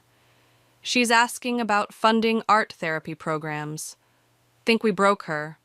Margaret raised her glass. To seeing people clearly. I clinked my water glass against her wine. To second chances. And Avery? She caught my arm as I stood to leave. The next time you want to infiltrate our world, remember, Adele never orders water at lunch. Always Chablis. I laughed. I'll keep that in mind. As I headed to the next meeting on Adele's schedule, my phone lit up with a message from my sister. I think I understand now. Why you do this. Why it matters. I typed back. Keep painting. We're not done yet. The afternoon sun caught the buildings downtown, turning the windows into mirrors. Somewhere in there, Adele was learning to see past her own reflection. And here I was, wearing her life like a borrowed coat, finding it fit better than anyone had expected. The day wasn't over, but already the cracks in our carefully constructed worlds were starting to show. And through those cracks, something new was beginning to shine. The charity committee meeting was winding down when Gus's most explosive text arrived. Your sister just wrote a personal check for art supplies, and she's crying in the supply closet. Everything all right, Mrs. Gray? Asked the committee chairwoman as I fumbled with my phone. Actually, no, I said, standing up. I need to go check on something at the shelter. The homeless shelter? Someone tittered. Whatever for. I thought of all the times I'd heard that same dismissive tone from Adele. Because some things matter more than table arrangements for the spring gala. Leaving them whispering behind me, I grabbed an Uber to the shelter. The scene I walked into stopped me in my tracks. Adele sat on the floor, surrounded by teenagers and paint supplies, her designer blouse stained with blues and greens. Her perfect hair was tied back in a messy ponytail, and her eyes were red-rimmed. You can't live in your car, she was saying to a young girl. Not in this weather. There has to be another option. Like what? The girl asked. The waiting list for beds here is 3 months long. Then we'll find you somewhere else. I know people, I can... Adele looked up and saw me. Avery, thank God, I need your help. Mrs. Gray's been telling us about your fancy parties, Gus said, shooting me a knowing look. About how much money gets spent on centerpieces. $10,000, Adele whispered, for flowers that die in a day, while Sarah's been sleeping in her car for 2 weeks. I sat down beside them, careful not to get paint on my borrowed suit. The mural's looking good. The mural doesn't matter, Adele burst out. How can you stand it? Knowing all this is happening while people like me, people like I was, just keep planning parties and pretending none of this exists? Because sometimes, I said quietly, the only way to change things is to work from both sides. Sarah, the girl living in her car, looked between us. Are you two having some kind of rich people crisis? Gus snorted. They're sisters, doing some kind of life swap thing. Wait, Sarah said. So you're the one who usually does this? She pointed at me. And you're the fancy one? She turned to Adele. I'm the one who's been an idiot, Adele said, wiping her eyes. God, Avery, how do you do this? How do you hear these stories and not just break? Who says I don't? I picked up a paintbrush. But breaking isn't always bad. Sometimes you need to break before you can rebuild something better. Like this wall? Sarah gestured to the mural. Because, no offense, but that whale looks kind of drunk. It's abstract, Adele said defensively, then laughed. A real laugh, not her usual society tinkle. Okay, it's terrible, but I'm learning. Yeah, Gus said. You are. My phone buzzed. Margaret. The committee is in an uproar over your exit. Also, I may have mentioned Thomas is interested in art therapy now. Funny how things work out. Speaking of learning, I said, how would you feel about expanding the art program here? Maybe with some professional instruction? Yes, Adele said immediately. God, yes. These kids have so much talent, they just need resources and... She stopped, realization dawning. This was your plan all along, wasn't it? What plan? Sarah asked. My sister, Adele said, just pulled off the most elaborate intervention I've ever seen. Did it work? I asked softly. Adele looked around at the paint-splattered teens, at the mural with its wobbly whale, at her own stained hands. I can't go back, she whispered. I can't just go back to pretending. Good, Gus said, because we need more people who refuse to pretend. Also, Sarah added, we need someone to fix that whale. It's seriously depressing. We all laughed, and for the first time in years, I saw my sister's real smile, not the practiced one she wore at parties, but the one I remembered from when we were kids, before society expectations had built walls between us. I have one condition, Adele said, turning to me. You have to stop pretending, too. Pretending what? That you're less than them, less than me. You walked into my world today and owned it. The board members are still talking about your presentation. Sounds like you two have a lot to figure out, Gus said, standing up. But first, can we please fix that whale?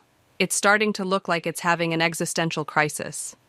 Just like its painter, Adele murmured, reaching for a brush. But maybe that's not such a bad thing. My phone buzzed one last time. Patrick. The hospital called. They want to fast-track the new budget proposal. Whatever you two are doing, keep doing it. I looked at my sister, covered in paint, and finally seeing clearly. Oh, we will, I said. We definitely will. The sun was setting when Patrick arrived at the shelter, casting long shadows across our nearly finished mural. He stood in the doorway, taking in the scene, his perfectly polished wife sitting cross-legged on the floor, teaching Sarah how to blend colors, while I organized an impromptu art supply inventory with Gus. Well, he said, this is different. Patrick! Adele jumped up, then seemed to remember her paint-covered state. I'm sorry, I'm a mess.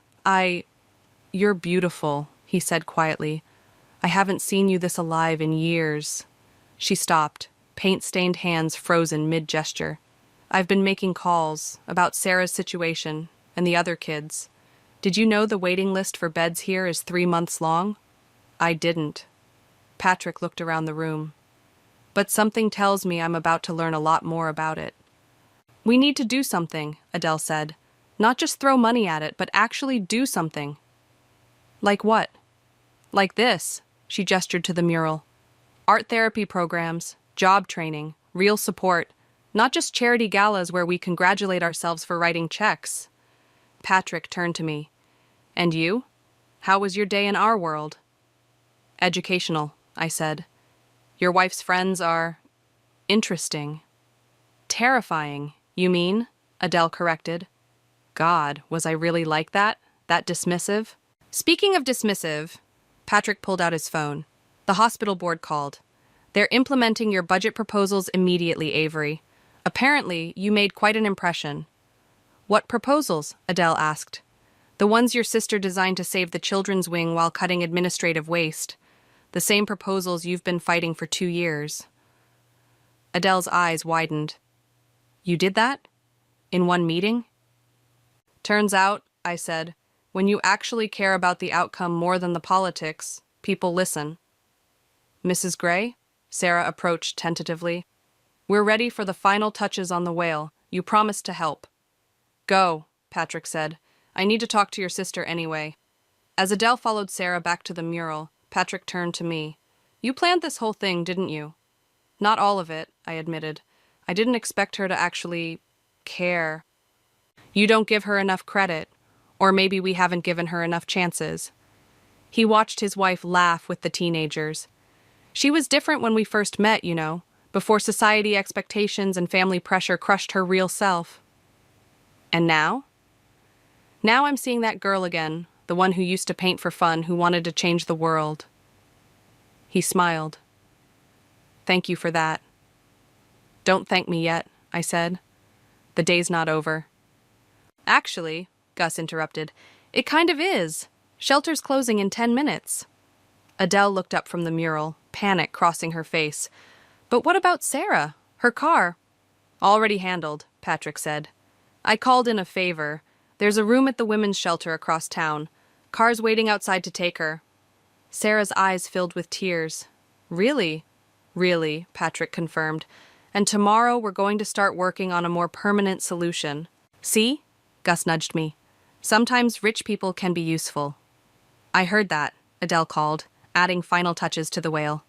And you're right. We can be useful when we actually try. She stepped back, surveying the mural. It's still not perfect. It's not supposed to be, I said. It's supposed to be real. As the kids started cleaning up, Patrick pulled me aside again. There's one more event on Adele's schedule, the sunset cocktail party at the country club. I know, I should get changed. Actually, he smiled, I think it's time for the real Adele to make an appearance, paint stains and all. Adele overheard and froze. You can't be serious. Margaret and the others would see exactly who you've chosen to be, I finished, unless you're not ready for that. She looked down at her paint-covered overalls, then at Sarah packing up her few belongings for the women's shelter, and finally at the mural, imperfect but somehow more beautiful for its flaws. You know what? She said. I think I am ready, but only if you come with me, both versions of us, exactly as we are. Both versions? Gus asked.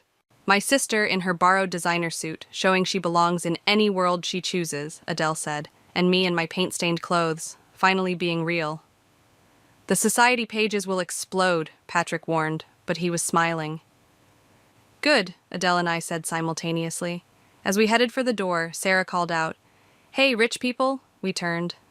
Thanks, she said simply, for seeing us. Adele's eyes welled up again.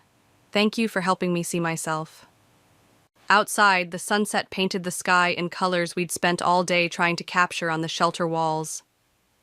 Patrick's driver held the car door open, trying not to react to Adele's appearance.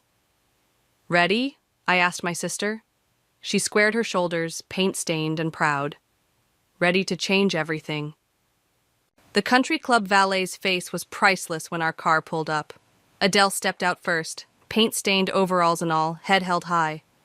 I followed in her borrowed designer suit, and Patrick brought up the rear, looking entirely too amused. Mrs. Gray? the valet stammered. Is everything? Everything is perfect, Thomas, Adele said, handing him her keys. How's your mother doing? Still working 2 jobs to put your sister through college? The valet's mouth fell open.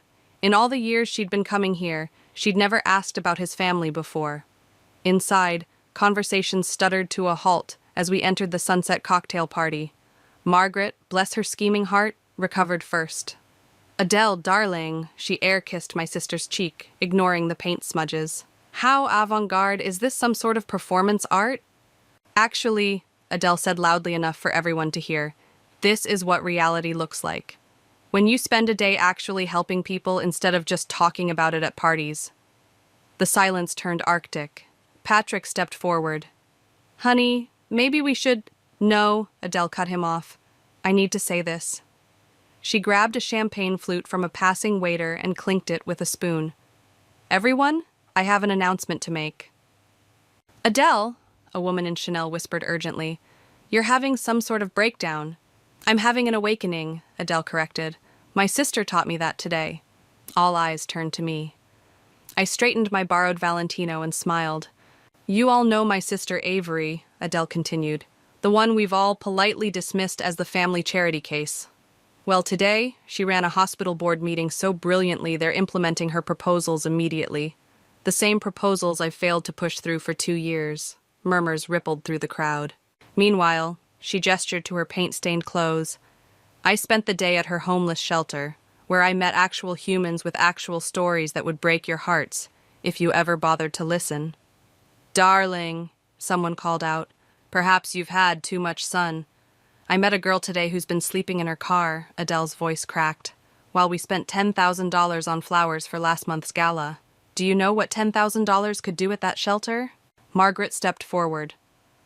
I think what Adele is trying to say is that I'm done, Adele finished. Done pretending, done playing these games. My sister showed me what real impact looks like, and I can't go back to this performance. The crowd shifted uncomfortably. I saw phones being pulled out, society gossip already spreading. So here's my proposal, Adele raised her glass. Instead of next month's gala, we're having an art show, featuring works by the shelter's residents, and every penny goes directly to expanding their programs. You can't be serious, someone scoffed. Watch me. Adele's voice was steel. And if you don't like it, you can find another charity chair. One who's better at pretending none of this matters. Patrick cleared his throat. I'll match whatever we raise, dollar for dollar. As will I, Margaret added, shooting me a wink. The crowd buzzed. Money talked, even if the message made them uncomfortable. One more thing, Adele said. Avery, the hospital board wants you to join permanently, as my replacement. What? I nearly dropped my drink. You earned it, just like I need to earn my place in your world if you'll let me. Our worlds, I corrected. No more divisions. Adele smiled, paint flaking from her cheek. No more divisions. The party dissolved into chaos after that, half the guests fleeing in scandal, the other half clustering around to hear more about the art show plans. Through it all, Adele stood firm, answering questions about the shelter with newfound authority.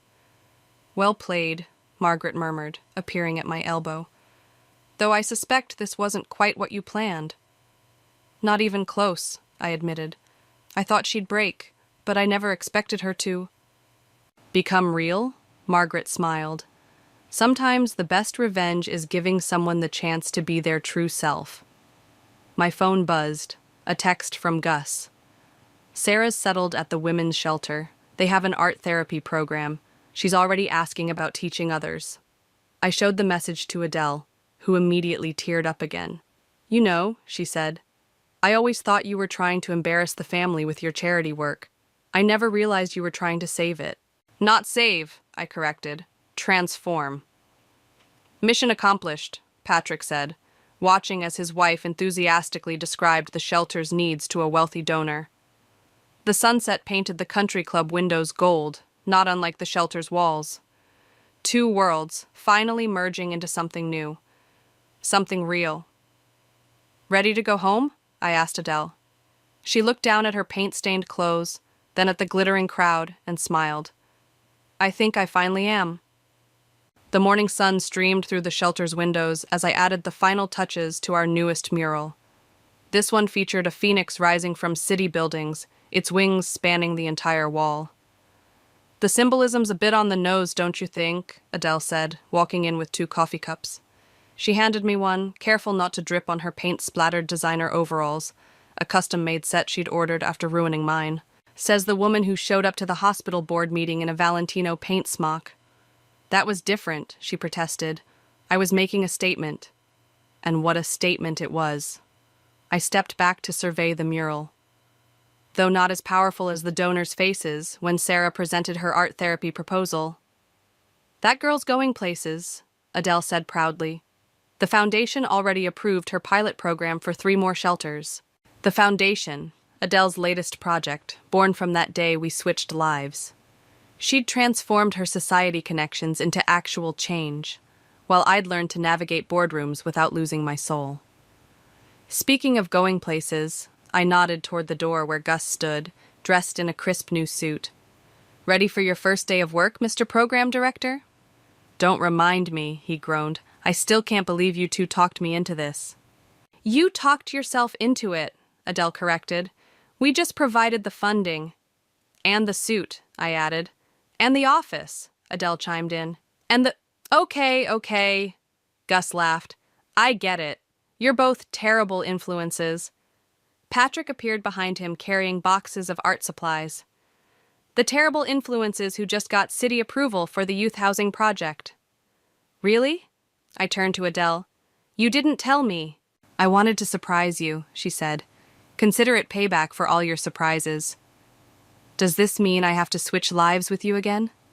"God, no," she shuddered. "Once was enough. Though," she looked around the shelter's transformed space, "maybe we needed that once." Sarah burst through the door waving a paper. "I got in. The art therapy certification program, they accepted me."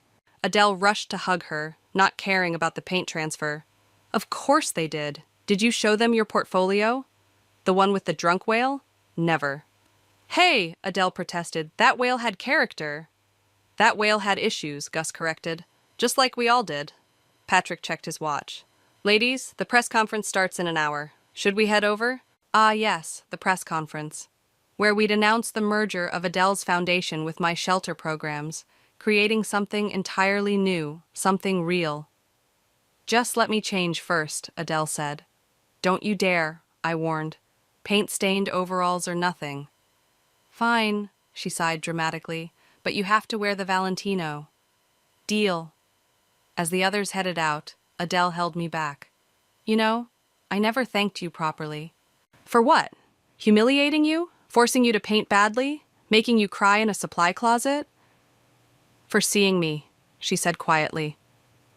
"The real me, buried under all that pretense. For giving me a chance to be more than what everyone expected." "You did the same for me," I pointed out. "All those society doors that were closed? You didn't just open them, you knocked them down." "We make a good team." A terrifying team, according to Margaret. Margaret's just mad because we're actually getting things done instead of just talking about it at parties. Through the window, we could see Sarah showing Gus her acceptance letter, Patrick beaming proudly, and a group of teens starting work on a new mural section. "You know what the best revenge is?" I asked. "Living well?" "No," I smiled. "It's watching the person who hurt you become better because of what you did. Watching them grow into someone you're proud to know. Even if that person was a stuck-up, pretentious, society-obsessed big sister. Especially then." Adele linked her arm through mine. "Come on, let's go scandalize some reporters with our paint-stained solidarity." As we walked out into the sunshine, I thought about that day that changed everything. About broken walls and painted whales, about sisters and second chances, about revenge that turned into redemption. "Ready?" Adele asked at the car. I looked at my sister, really looked at her, paint in her hair, determination in her eyes, and not a trace of that society mask she used to wear. "Ready," I said, because sometimes the best endings aren't endings at all. They're beginnings in disguise, painted in colors we never knew we had. telling stories we never knew we could tell. And sometimes, just sometimes, those stories turn out better than any revenge we could have planned. I had always imagined that my life would remain quietly unremarkable, but at 32 years old, I find myself ready to unfold the chapters of my past that altered everything. My name is Alina, and I'm about to share how a series of events transformed my life when I was just 15. Back in those days, my family was pretty average. Just me, Mom, and Dad, residing in a snug little home on Maple Street. Dad was a construction worker, and Mom kept the books for a local business part-time. We weren't wealthy, but we found contentment in our simple, joyful life together. That normalcy shattered the day Dad suffered a fatal accident. It was an ordinary Tuesday morning that turned tragic, and just like that, he was gone. The aftermath saw Mom breaking down completely. Days and nights blurred into one another as she stared vacantly, overwhelmed by grief. I swiftly learned to fend for myself. About 8 months after we lost Dad, Mom's demeanor shifted as she nervously fiddled with her coffee cup one evening. "Alina, honey," she began, her voice trembling, "there's something I need to tell you. I've met someone. His name is Ethan, and he's brought happiness back into my life." The signs had been there. Secretive phone calls, sudden care about her looks, unexplained outings. Yet, hearing that Ethan would not only be a part of her life, but would also be moving in with his young daughter, Freya, felt like a blow. "But Mom, it's only been 8 months, I protested, unable to mask my dismay. "I know, sweetie," she interjected with a newfound sternness, "but life must go on. Ethan is a kind man, and Freya needs a mother figure. We can be a family again." That notion of family materialized when Ethan and his daughter, Freya, a small girl with blonde pigtails and wide blue eyes, moved in. Freya was the kind of child Mom had always dreamed of having, adorable and needing attention, which Mom provided in full, neglecting me in the process. I watched, feeling forgotten, as Mom doted on Freya, embracing her role as the perfect stepmother. The reality of my new life hit hard about a week after their arrival. Ethan's mother visited, and her immediate critique and obvious disapproval of me, illustrated by a painful pinch to my cheek, underscored her disdain. "What a big girl you are," she remarked as if I were an inconvenience in her son's newly perfect life. As days turned into weeks, Mom, Ethan, and Freya formed a tight-knit circle, enjoying outings and laughter, which seemed to exclude me. Life settled into this new routine, where I existed on the periphery, observing a family scene in which I no longer played a part. As my new life with Mom, Ethan, and his daughter settled into a disheartening routine, I increasingly found myself away from home, visiting Mom's friend Madison's house under the guise of being helpful. "Alina, honey," Mom would say, her gaze drifting elsewhere, "Madison needs help with little Tessa today. You don't mind, do you?" So, I'd head over to Madison's, where at least I felt welcome. Tessa was a delightful 5-year-old with bouncy curls and a gap-toothed smile that seemed to brighten the entire room. She would run up to me, screaming airy as soon as I stepped through the door. Spending time with Tessa turned into the best part of my days. We'd construct massive blanket forts, hold tea parties with her plush toys, and read books with me voicing the characters in funny accents. Madison sometimes joined us with snacks, genuinely interested in my school life and listening attentively to my stories. Those moments felt like what family was supposed to be, caring and engaging. Back at my own house, the atmosphere was starkly different. Mrs. Henderson, Ethan's mother, seemed to have taken up semi-permanent residence, constantly changing our home to her liking. She would criticize every detail, from the curtains to the wall colors, and Mom would hurriedly follow her directives.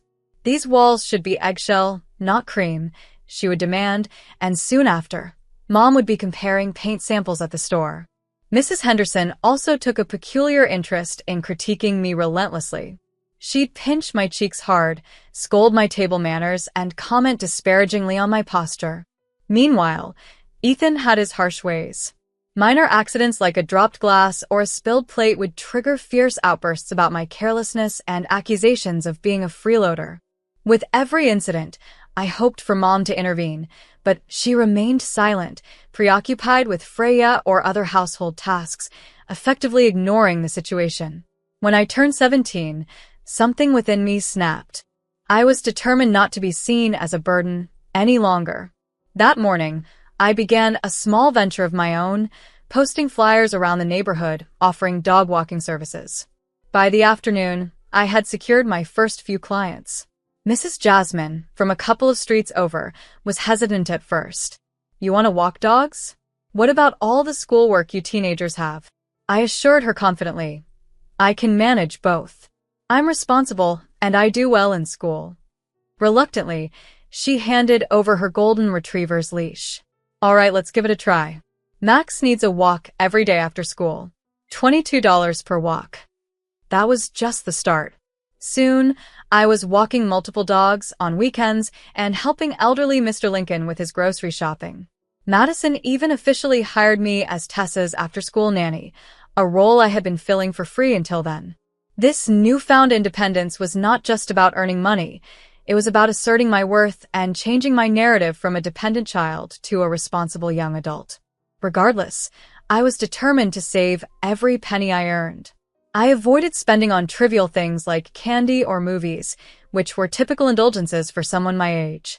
After 4 diligent months of saving, I finally had enough to purchase what I had been longing for, a smartphone. It wasn't anything high-end, just a basic model that was on sale, but it was entirely mine. The sense of ownership brought an irrepressible smile to my face. This phone represented my hard work, something no one could claim they had given me. The day I brought it home, my excitement was palpable. I was in my room setting it up when Freya, who was 9 by then and had developed a habit of demanding everything she liked, barged in without knocking. "What's that?" she demanded, her finger pointed at my new phone. "It's my new phone," I replied, striving to keep my tone even. "I bought it with the money I earned from my jobs." Her eyes widened in envy. Before I could react, Freya dashed downstairs, crying out for Ethan. I heard his footsteps thumping up the stairs, and my heart sank. "What's wrong, princess?" he inquired from my doorway. "Alina has a phone, and I want it," Freya complained, pointing accusingly at me. What happened next still infuriates me when I think about it. Without uttering a single word to me, Ethan snatched the phone from my hands and handed it to Freya, saying, "Daddy's got you covered, sweetheart." I was livid, blinded by anger. The following day, I confided everything to my English teacher, Mrs. Sutton. The incident with the phone, Ethan's demeaning attitude, and my mother's apathy. She listened intently and then escorted me to the principal's office. By that afternoon, my mother was summoned to the school. I wasn't present in the meeting, but I heard the raised voices. When Mom emerged, her face flushed with anger, she thrust the phone back into my hands without meeting my eyes. "Here," she said through clenched teeth, "I hope you're happy now." That evening, after Freya had spent hours crying over losing the phone, Mom confronted me in my room. "How dare you," she hissed venomously, "go behind our backs like that? Do you know how embarrassing that was? You're nothing but a traitor." For the next 2 weeks, both she and Ethan treated me as if I were invisible, barely acknowledging my presence even at the dinner table. The following 3 years maintained the same pattern. I immersed myself in my jobs and focused intently on my studies, recognizing that education was my pathway out of this situation. When my senior year arrived, I applied for every scholarship I could find. The day a letter from State College arrived, my anxiety was palpable. I waited until I was alone to open it, my hands trembling so much that I could barely tear the envelope. "Dear Miss Thompson, we are pleased to inform you." I read and reread the letter 3 times before the reality settled in. I had been granted a full scholarship.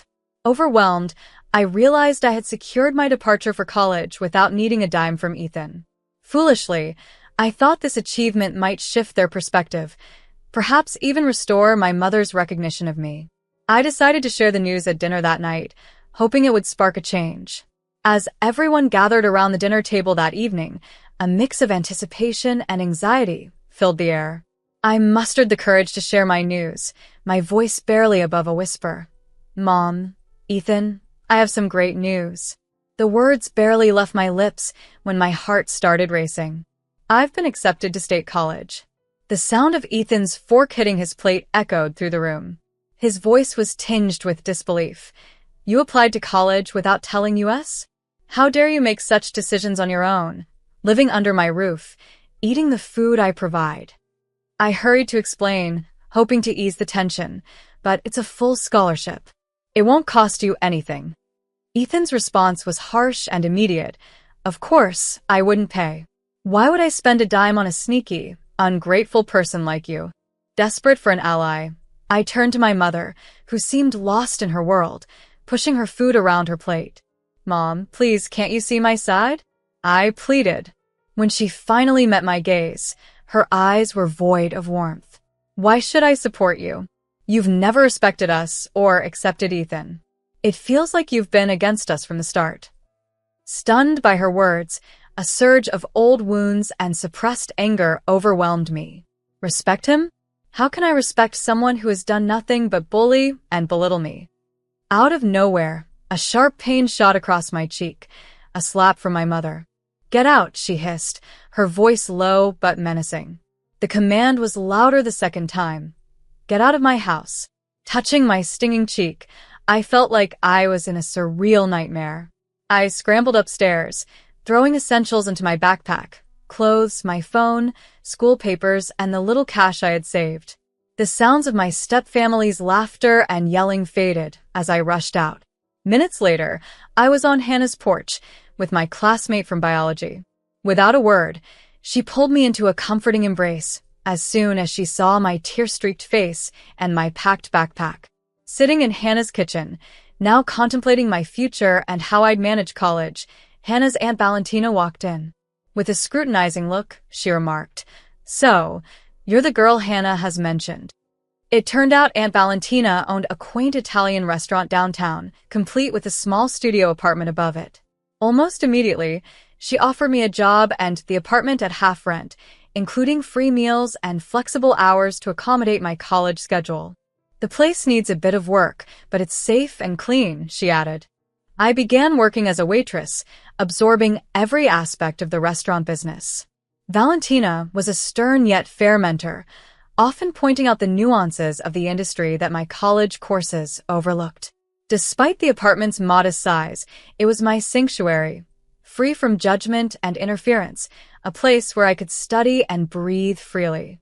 By the time I graduated with my business degree, Valentina had promoted me to an administrative role, and I quickly assumed responsibilities for managing schedules, inventory, and staff. 3 years later, as I managed the day-to-day operations, Valentina hinted at retirement. Hannah and I have discussed it, and we think you should join as a partner. You know the ins and outs of this business better than anyone. At that moment, my life came full circle. From feeling displaced and undervalued at home to becoming a respected and integral part of a thriving business, I realized how far resilience and determination could take me. The spark of passion was undeniable between us. Hannah and I spent the entire night discussing the possibilities. With the savings I had diligently put aside over the last few years and her innovative ideas to modernize the menu and expand the business, we were ready to embark on this journey together. We can really make this happen, Alina.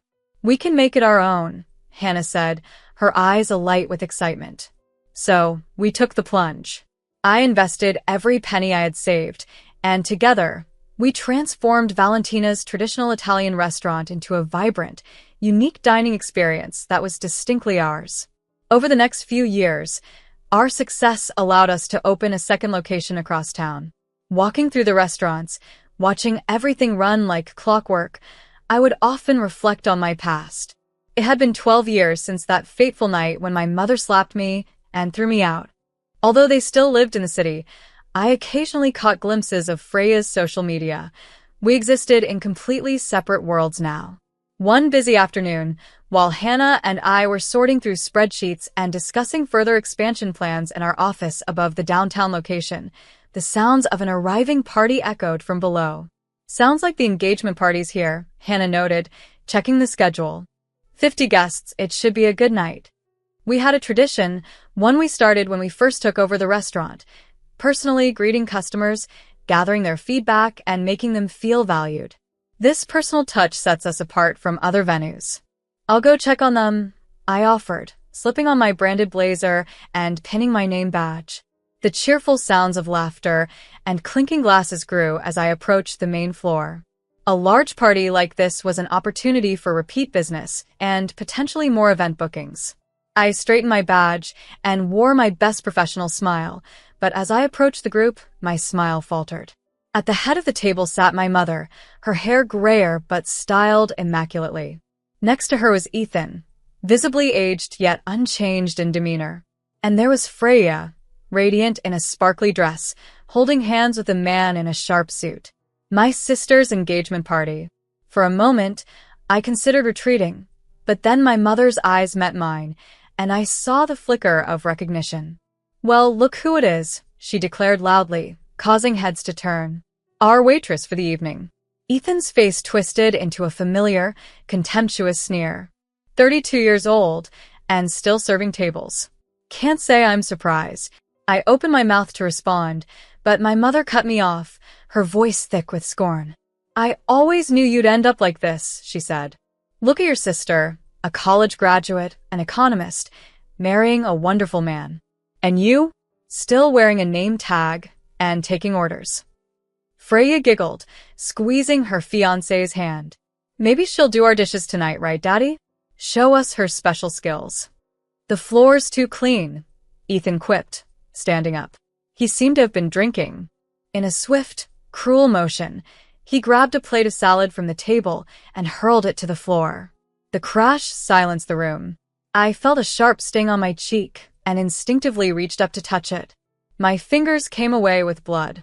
"Oops," Ethan smirked, staring at the blood trickling down my face. "Better get a mop, waitress." My blood boiled, and years of suppressed hurt and anger surged.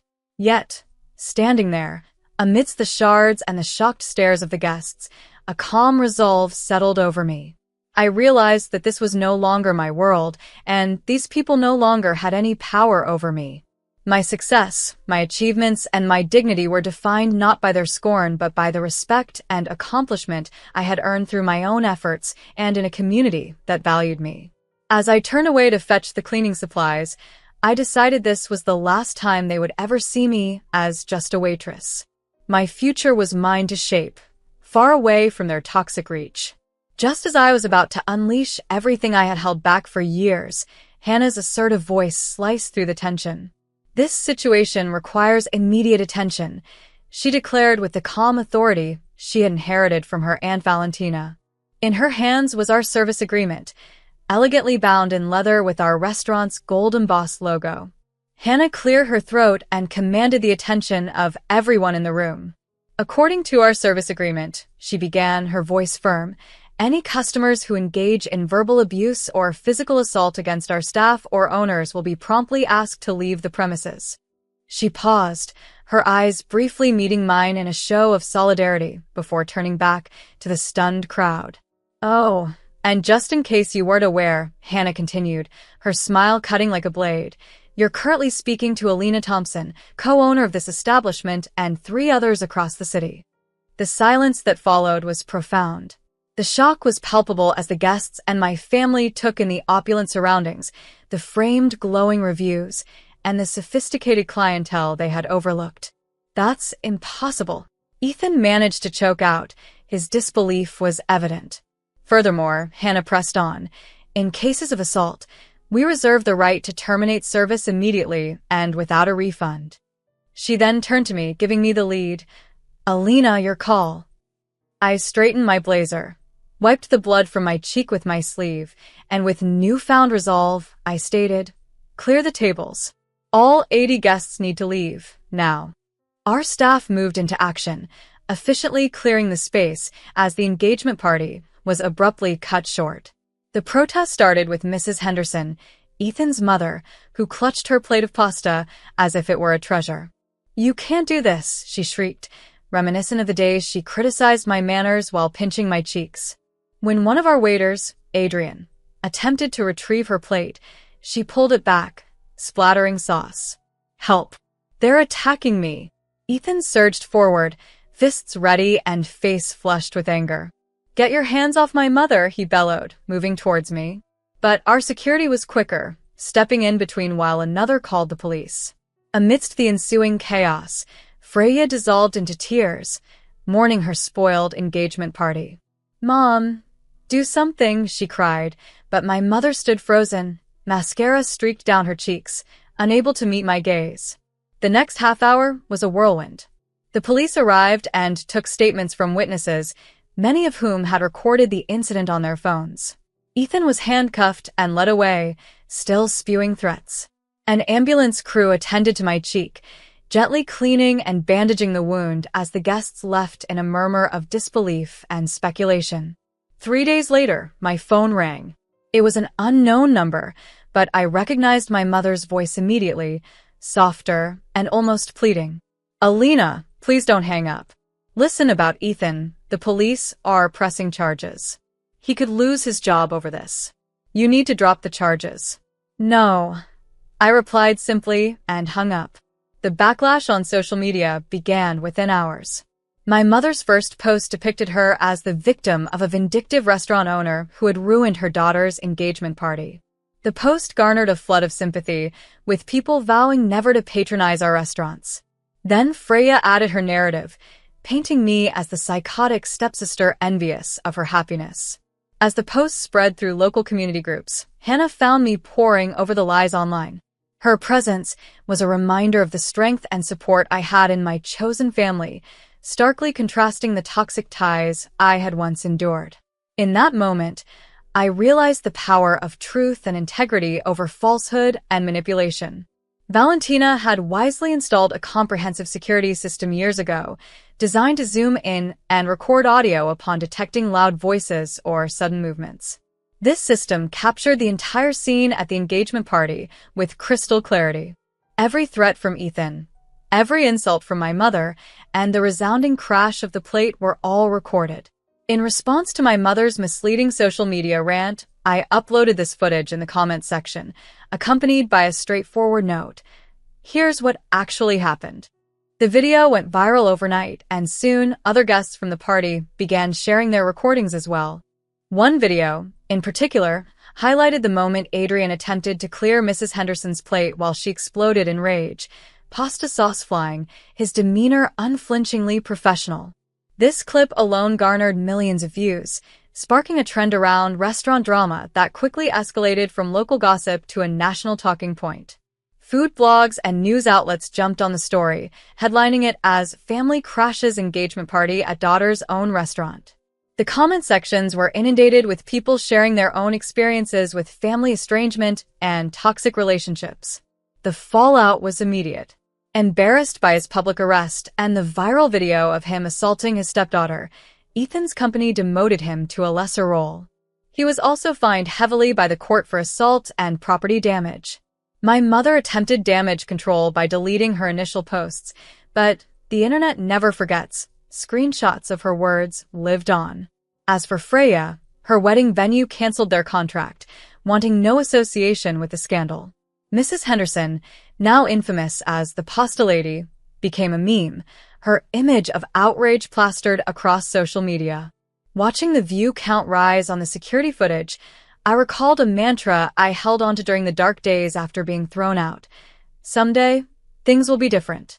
I had always imagined a future where my family would recognize their mistakes and seek reconciliation. But witnessing their actions that night in my restaurant, seeing their attempts to humiliate me despite all their successes, I realized some things are beyond mending. Some bridges are simply not meant to be rebuilt. This video did more than just clear my name, it boosted business. But the reason I kept it pinned to my profile was not for publicity. I kept it as a stark reminder, both for myself and for anyone who might see it, that sometimes the best ending isn't about forgiveness or coming back together. Sometimes, the most fulfilling resolution is recognizing that it's perfectly acceptable to walk away and not look back. This lesson, hard-earned and bitterly taught, had finally set me free.